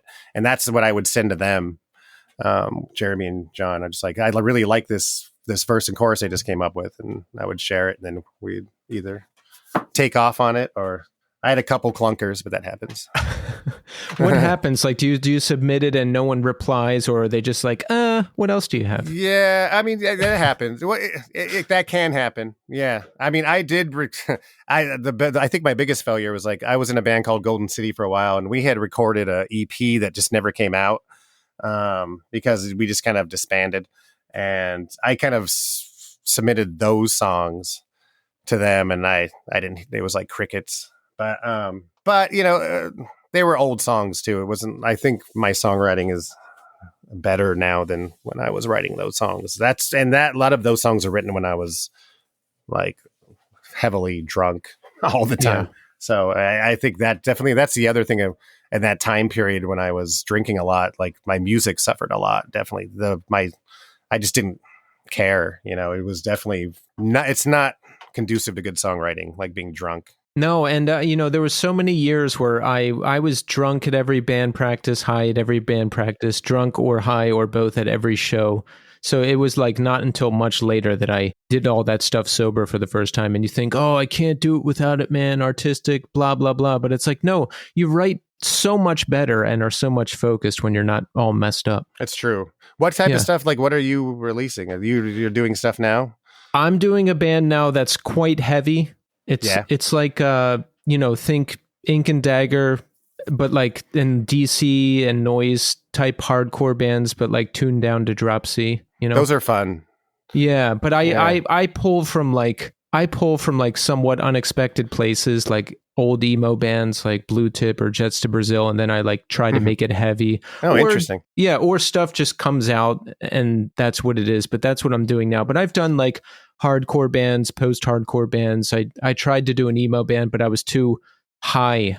And the whole thing just fell apart. I was like too much of a mess to get it off the ground. You know what? I don't like some marijuana doesn't have, like, actually helps sometimes, because for me, like, it does like unlock some creativity in me. For one thing, because for some reason marijuana like unlocks memories of mine. Every time I'm high, I'll get like really strange memories from when I'm a kid, or just I'm very visual, and you know, very visual. I'm a very visual person, so just certain lightings, you know, like if the sun is setting a certain way, or if there's a certain light in a room, it'll take me back to, like, just shoot me back to memories, like, but really vividly. Almost like in a photographic sort of way, but like I can't remember enough to be considered photographic, but I do, the exact feeling I had from the memory and everything just comes back really strong. So sometimes if I'm looking for lyrics, getting high helps, because I'm like, oh, I totally forgot about that time I was running through that field with my friend, and that's a kind of a cool thing, you know, like that'd be a cool thing to write about. Right. So will you still smoke weed? Yeah, I do. Okay. I do occasionally. And I actually, I've started. I kind of like microdosing gummies. Yeah. Where I don't take enough to get high. Yeah. But if you just take like 5 milligrams of something with THC in it, all of a sudden it almost like gives you some focus and energy. It's really odd. It's really changed my life in a way for the better, because when I stopped drinking, it was that was a bummer that I kind of like, stimulants, I like something. I am prone to like ingesting things and taking things that like change my perception. I like it, so alcohol was always great for the first 45 minutes. And then it was downhill, where like weed, it just kind of wears off, and you could do as much or little, or you could use it. I mean, like I'm saying with the microdosing, like if I just, take 5 milligrams in the morning, I'll have I get a lot of things done. I'm doing laundry and I'm mowing the lawn, and it kind of keeps me focused and motivated, oddly enough. Yeah. I liked weed when I first tried it, 16, 17, I think. But then I got into much worse things, So I was either gateway drug. Yeah, I was either up for days or puking my guts out. So I was not doing anything productive. No. Yeah. If you can find I think it's just everyone's different. Different things appeal to them. And I've always a lot of the Christie Front Drive stuff was, and especially Antarctica. I mean, there was a lot of weed smoking in Antarctica, and yeah. And Christie Front, I was the only one. The weird thing about Christie Front Drive, I was the only one that really smoked weed in the band. So I was like kind of the loner. I'd smoke by myself, and I'd have to like, I would smoke out of the back of the van or something. But yeah. Do we approve of people calling the second full-length stereo, or would you prefer that it be referred to as self-titled? I'm fine with stereo. Yeah, I think that actually is nice. Like when I first heard it, I was like, oh, that's nice. Actually, that's a good way to differentiate the two records. Did Antarctica? I can't say it. You can't say it. Did Antarctica start in conjunction with Christie Front Drive? No, or after? After I decided. Christie Front Drive, when it dissolved, I remember it after we recorded stereo, and we kind of went back home. We started working on some music, but it wasn't working the same. We were having a little more trouble. It just wasn't as easy as it was for some reason, and who knows why. And it wasn't that we weren't getting along. We didn't have one of those kind of breakups. It was really, I decided, this is not really working anymore. And one point, I actually remember Kerry at one practice being like, I'm not really into this anymore. Like, this is not jiving with me anymore. And I remember when he said that, I was like, I'm moving to New York. I'm going to, and that's, we had that last show that's on the DVD. And then I moved to New York like 2 months after that. Antarctica happened I tried to play with different people when I first showed up in New York, and it to varying success. And then I don't remember. Antarctica was weird. We just I remember I met Glenn, the drummer, and he was like, oh, I played in this band with this kid named Chris called Science Diet, or I think, were they in Science Diet? They were in one of the bands he was in, and they just brought Chris in to practice one time, and Chris and I musically hit it off like right away. I was like, all right, this is working, and then that's kind of how that happened. But that was like, I would say almost a year after Christie Front Drive when that started really going, or maybe even longer, because I moved to New York City in 95 or 96. And I feel like Antarctica wasn't really happening until 98. So maybe it's like 2 or 3 years it took actually to get that going.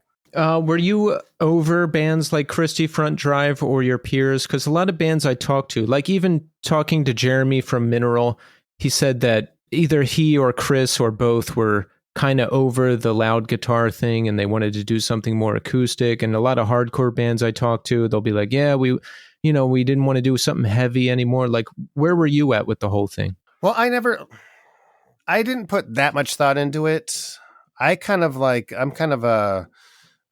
electricity. I just kind of like travel down the road of least resistance, and, but I had a lot of stuff. Once I moved to New York, I started getting into different types of music too, because I remember, and it's just weird looking back how sometimes there's serendipity, because I was living with this girl when I first moved to New York, that she worked for a label, Hollywood Records, and that was the label that put out that seaweed record.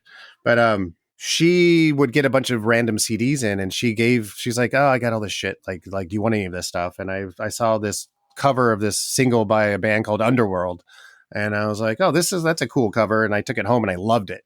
And the odd thing later, I remember just sitting in the van after we had, it was when Antarctica was just kind of new, and we were just talking, and I was like, I got this CD from this band Antarctica, and Chris was like, holy shit, I'm so fucking obsessed with this band. It was just, I had thought no one had heard of this band.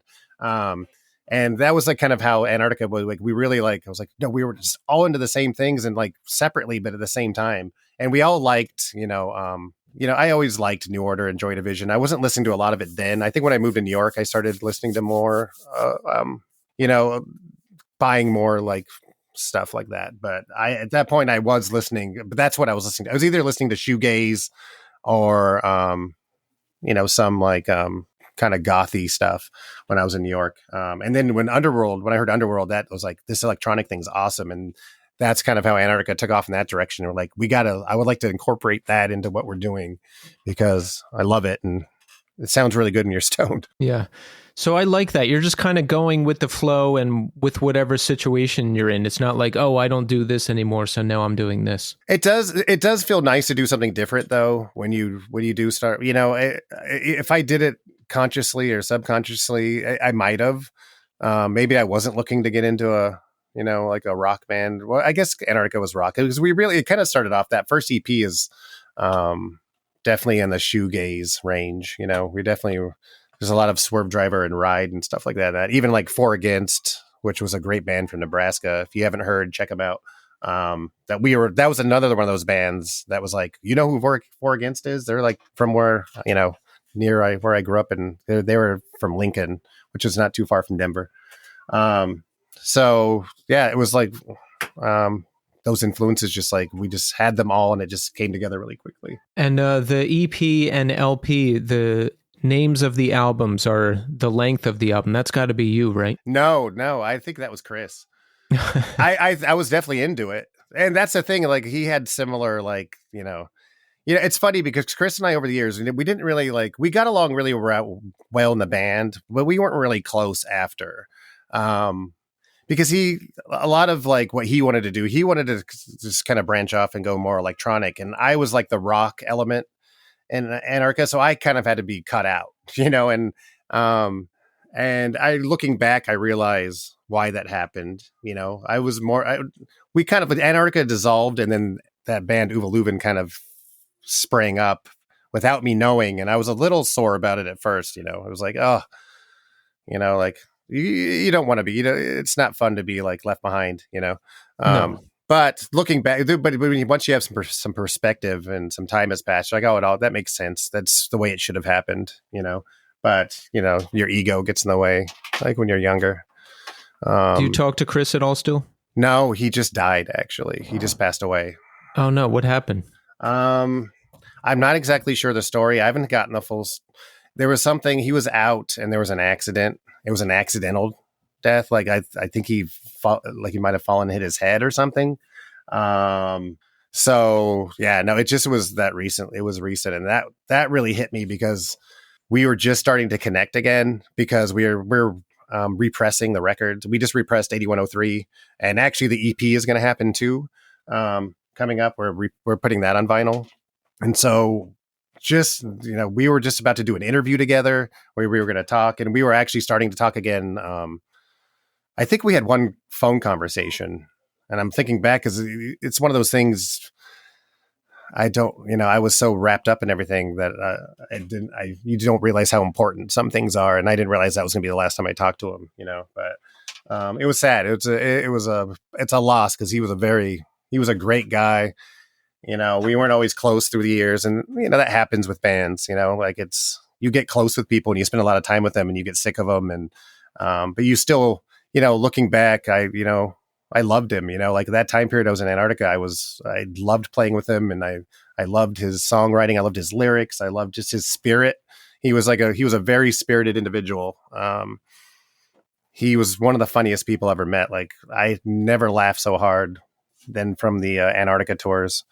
We had a great time. It was a blast, and he was a great guy. And the world's a lesser place without him. Definitely. That's a shame. Yeah. At least you had started to reconnect. I mean, how long had it been since you guys had spoken?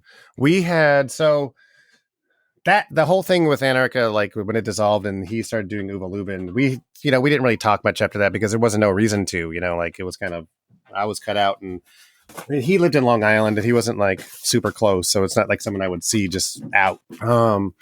And then we actually ran into each other at a Four Against show. Actually, Four Against played in Brooklyn, and at the Bell House. And I was so excited because I had never seen them before.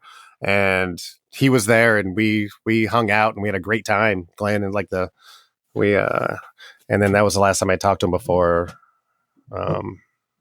just before these albums started getting repressed.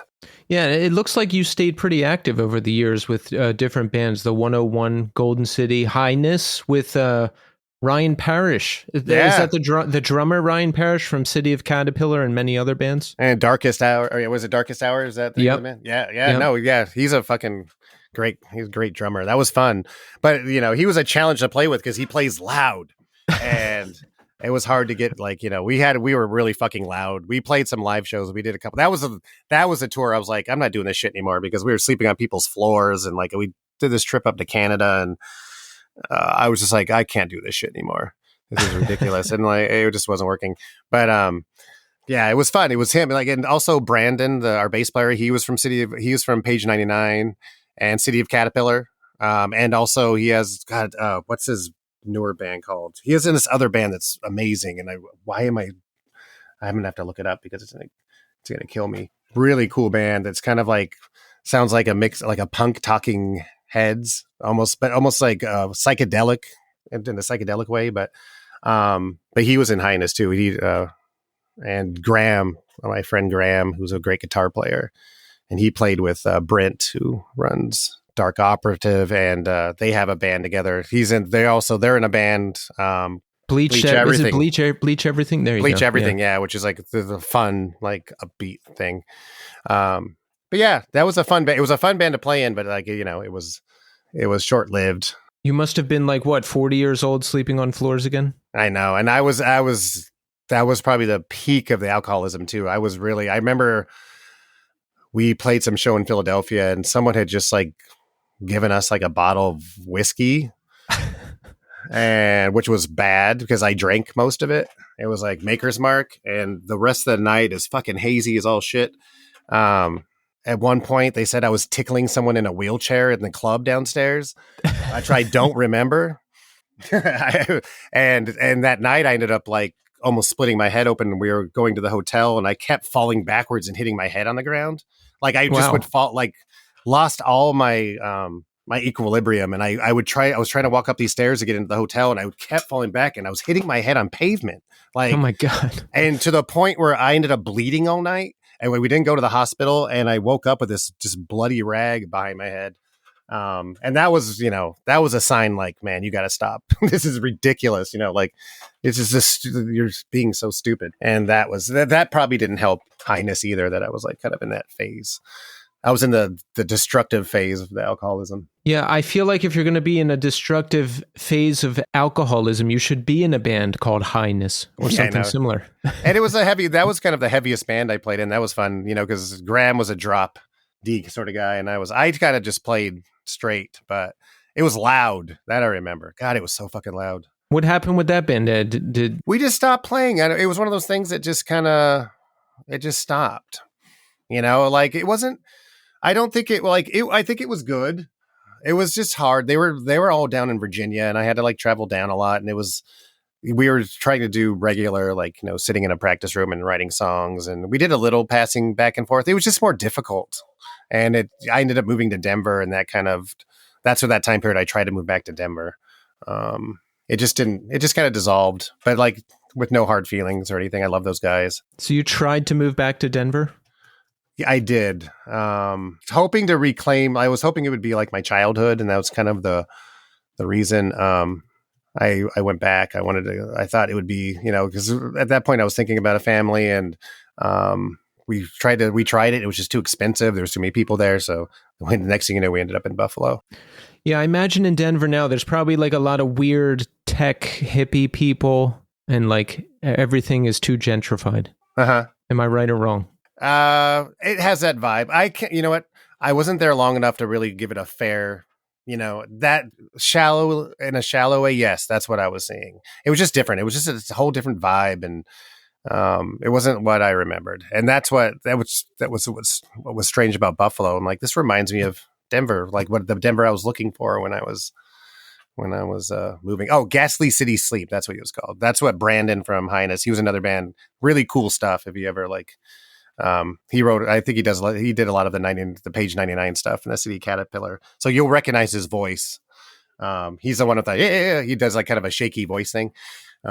Really talented guy. So we have the Suburban Eyes record out there, the self-titled debut LP on Spartan Records. We want everybody to listen to it and purchase it and listen to it, right? Exactly. I mean, I just want, for me, it is a nice thing to have people listen to it, and I hope people enjoy it. But, a lot of times when I do write music, it is, it's very, I think selfishly for me in a lot of ways. And I do like putting it out there, and I love people listening to it, and it's exciting. But, it's all very personal, and like, I hope people hear it, but I think I've already kind of achieved what I wanted. We finished this record, and I'm really proud of it.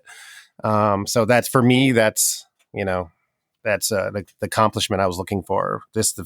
It was like we said, it was years, and it just felt really nice when I finally got that vinyl in the mail. When you're releasing it with a label, there's a long time from like writing the songs to it actually physically coming out and you holding it. And especially after, the pandemic, like the pressing plants were just fucked. Yep. You could you couldn't, there was, they were like, it was like in 2020, they're like, oh, you want to press a record? You need to wait till like the end of 2021 because that's the waiting list. It was insane. But luckily it evened out recently. But, even if we wanted to do that back then, it was too hard to do. So luckily, I think it's nice how, and I like to attribute it to things just happening the way it's supposed to happen. It's nice that we kind of found Spartan at the right time. And I do feel like my life in a lot of ways have been these events that were meant to happen for whatever reason, because, I'm in a good place and I'm happy, and I'm really happy to be making music again. Because before Suburban Eyes, I put my guitar in the closet. I didn't pick it up for a few years when I moved here. Oh, really? I didn't play any music. In fact, I don't know if I would, I probably would have eventually, but I wasn't looking.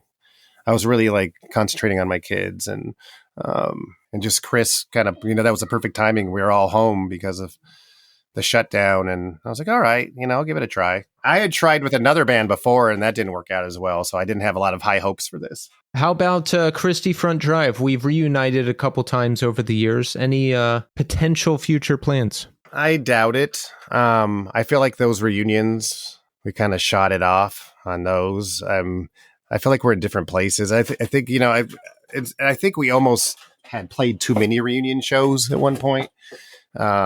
Where like it just wasn't. It felt really special at first, and we had no plan. Oh, we did talk about at one point, like, oh, we should start writing music again, and we'll reform. But I don't think it ever really was going to happen. And it was, we played a bunch of shows, but if you're really not going to like do it full time, especially that sort of band, it wasn't really worth it. And I think I have really good memories of the reunion shows, and I think it could cheapen it to keep going. Even more, because I feel like the last show we played in was in Canada, actually, and it wasn't that great. And I was like, all right, we might be overdoing this reunion thing. Yeah. What wasn't great about it? Just the vibe, or the the actual show? Or? We were playing a fest, and like there were other bands that people wanted to see. We didn't have a lot of people at our show. We only had we had under 100 people at the show, and it's just like, why? I'm not going to bust my ass doing this. If, I think just, we were a band, people still talk about us, and we're very lucky, and I think we had a certain amount of success, like more after the fact, after we broke up, but it's not that type, we never got big enough where we could do something with it. Like if we went out on tour, I don't think it would be that big of a deal. Really, like we played. I think we're one of those bands like we'll play a couple shows. We played a couple shows and that was special. But I think if we went on tour, it just wouldn't work out. It would feel like we were forcing it. Do you still keep in touch with all those guys? I haven't talked to Jason in a long time. Kerry, obviously, I talked to. I'm actually. Ron and I have been sending music back and forth, just for fun, and which I've been horrible with. Like I've owed him a guitar part for like months, and I just haven't done it. But he's been sending some cool stuff, and I definitely I'm going to continue. Like now that I have my little studio set up here, like, and I can record. I'm more up to like having people send me stuff, and I'll play. I love like coming up with parts to people. Like if someone writes something, I love coming up with parts to other people's songs. So that stuff you're working on, is it just something new, or are we not defining what it is? It's pretty new. There's really only one song at this point, and that I've just put vocals to, and if you asked Ron right now, he will tell you I flaked on him and it's not happening. But I actually have been working on it. He just doesn't know it. Like I've been trying to come up with a guitar part for the song he sent me, and it just I haven't found the right part yet. But I have been working on it. He just doesn't know it yet. Maybe he'll listen to this and he'll hear, "Hey, Ron, I am working on the song. I promise." So is that like would we consider that Christie Front Drive, or is it just like, no, we're just writing music and we're not saying what it is? We're just writing music. The song is actually it's pretty electronic, actually. Yeah. In fact, the vocals I put to it are like of a coder. Okay. So it's like, but it's pretty though. It's a really pretty song, actually. It's kind of almost has a ballad, almost like electronic ballad vibe to it, but it's pretty. Like I like the vocal melody was really easy for me to come up with, and I really liked the vocal melody I came up with. So, I mean, it could work out. I mean, like Ron and I do have, we do have a little chemistry with each other. There's no doubt. So we'll see what happens. It'll be fun to do. Well, Eric, I love the Suburban Eyes record, and I've been listening to you in various bands over the years for a long time now. So thank you for what you do. And I just wanted to say thank you for coming on the show. I appreciate the kind words.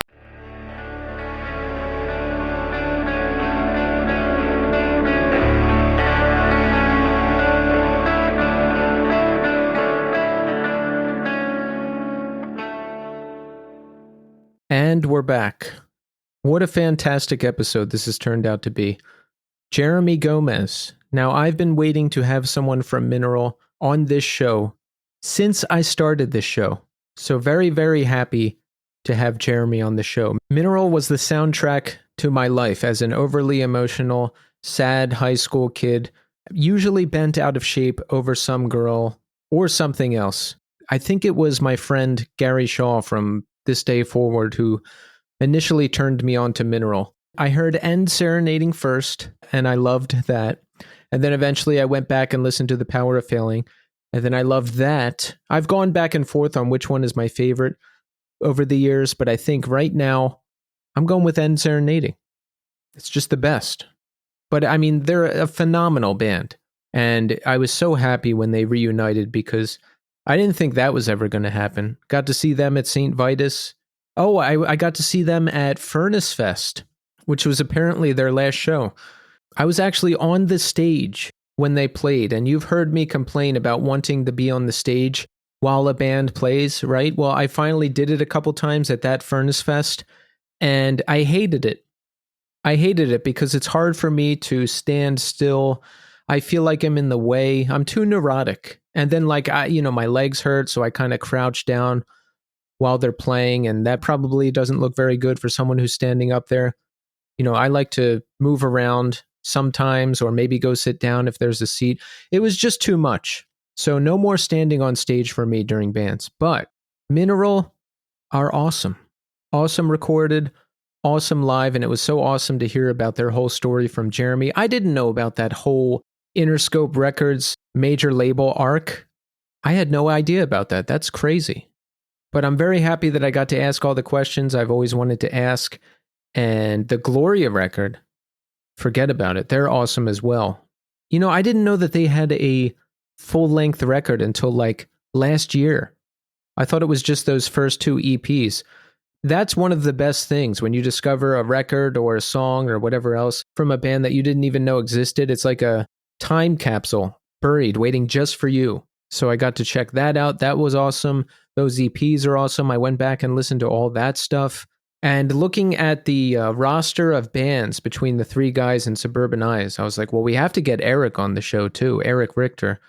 Christie Front Drive, just another classic band, another awesome band that I was really happy to learn all about. And it was great hearing Eric's story about them and then how he ended up moving to New York and starting Antarctica, who I wasn't too familiar with, but I've gone back and checked out a lot now, and they're a cool band too. And all of this, of course, culminating into Suburban Eyes, which everyone, you should really check out this record. If you like Jeremy and Eric's previous work, if you like that classic shoegaze sound, if you like The Cure, you're going to love this record. So thank you so much, Jeremy and Eric, for coming on the show. Great stuff. So let's check in. How are we doing? I am doing okay. Just okay. You know, there's a little too much downtime lately, and I'm not used to that. I was in Maine for work this past week. It was a one-day fly-in thing. I don't think I've flown since February, something like that, but the idea of sitting in a hotel room all day with nothing to do was just too much for me to bear, so I brought a bunch of stuff to do to make sure I was busy for the whole day. I like to be busy. I can't just sit around and look at my phone all day or watch TV all day. It's too much for me. So I brought some stuff to do, some reading, some writing I had to get done. That carried me into Monday, and then I went and did my on-site thing and came back. So, you know, with those fly-in things, they are stressful. But the upside is I think about how my work schedule used to be, and I'm just grateful because I don't have to do that every week anymore. It used to be pretty common that I would fly in to California at 4 a.m. on a Monday and be there all week and then fly back 5 p.m. on a Friday, not get home till 11 or 12 at night, fly back Monday, do it all over again. I used to be traveling constantly and I hated it. And I'm just so happy that I don't have a schedule like that anymore and that I work from home. You know, if I had a job where I had to go into the office every day again, or if I had a job where I had to travel constantly for business again, I think I would just become homeless or become a waiter or a bartender or something. I don't know, get 7 roommates again. I'd have to do something because I can't do that anymore. I just can't. I can't go back. I won't. I need to be working from home most of the time doing this job. So let's hope that keeps happening. Anyway, besides that, Halloween was this past week, and I did actually end up going out on Halloween. I ended up in the Halloween parade in Manhattan, of all places. Don't even ask how that happened. But, you know, apparently anyone can go in the Halloween parade, and like 3 million people show up. So we got there, and I'm in a costume. We're in costumes. We're ready to go, and we're just standing there for close to an hour. I don't know. We were on 6th Avenue. I guess we're waiting for this thing to get started. I saw people stretching up 6th Avenue as far as the eye could see for miles, and nobody was moving. I don't know if it was backed up or if there was just so many people that it took a long time to get started. I'm not sure, but we were standing there for close to an hour. It wasn't really moving. Everyone was getting restless, so we just got out of there and then ended up going out to eat at a restaurant nearby, and that was fun. So it was nice to be out on Halloween, celebrating Halloween, because it's a great season. It's one of my favorites. You know, it always has been since I was a kid. At my parents' house, I used to make a great haunted house. I did that 2 years around when I was 16 or 17. People would ask about it for years. Where's the haunted house? Where's the haunted house? But, you know, I got older and moved on to other things. So that was good. And besides that, there's not a whole lot going on. And I'm not very comfortable with that. I would like to put more time into the band, Memory Entry. By the way, if you have not heard my new band, Memory Entry, our debut single is out there right now on all streaming services. It's called Crawler. And the full EP is coming out in early 2025. There will be vinyl, more details to follow. But I would just like to be playing more because that's what I like to do. I think I'm going to ask the guys if we can practice like twice a week. Maybe. because, I mean, we are practicing. There was a member change, so we're getting things situated. And we are writing new music, which is sounding really awesome, but I want to be doing more. I just want to be out there playing shows as much as possible because that's what I like doing the most. And that's pretty much all that's going on with me right now. So let's move into the new scene community hour. And we've got a new Apple Podcast review here from Rendit666. Rendit says, hands down, best music podcast, 5 stars. This has easily become my most listened to music podcast. Keith has a way to always connect with the artists on a musical and personal level that's so genuine. I've found many new bands from interviews to ones Keith mentions at the end of every episode. Thanks, Keith. Thank you, Rendit. Did you hear that? Rendit says, hands down, best music podcast. We love that. By the way, we are on the push to 300 Apple Podcast reviews. So if you have not submitted an Apple Podcast review, please do so. And if you don't listen on Apple Podcasts and you have an iPhone, you can still submit a review. Just open up the podcast app on your iPhone, search the new scene, scroll down a bit and hit the 5-star button and submit it. You can write a review too, like Rendit here did. If you do that, I'll read it in this part of the show, but let's hit that hard. We've got to get to 300 before the end of the year. We just have to. We're doing great on Spotify, though. We're at like 340 5-star reviews on Spotify, so keep those coming as well. And thank you to everybody who's been submitting reviews. Also, don't forget to check out the New Scene 2024 Spotify playlist. I've got all the bands associated with this year of the show in that playlist, as long as they're on Spotify. And I've got playlists for every year the show has been active. So you can go back and listen to everything. You know, the good for long drives. The playlists end up being like 6-7 hours. You could throw that on and just cruise. And you can always email me at newscenepod@iodinerecordings.com. That's all I've got for this week, but we are back next week with another big episode. And next week's episode is one with somebody I've been waiting to speak to since I started this podcast almost 5 years ago. It's a great conversation, and I can't wait for you to hear it. So strap in, and I'll see you next week.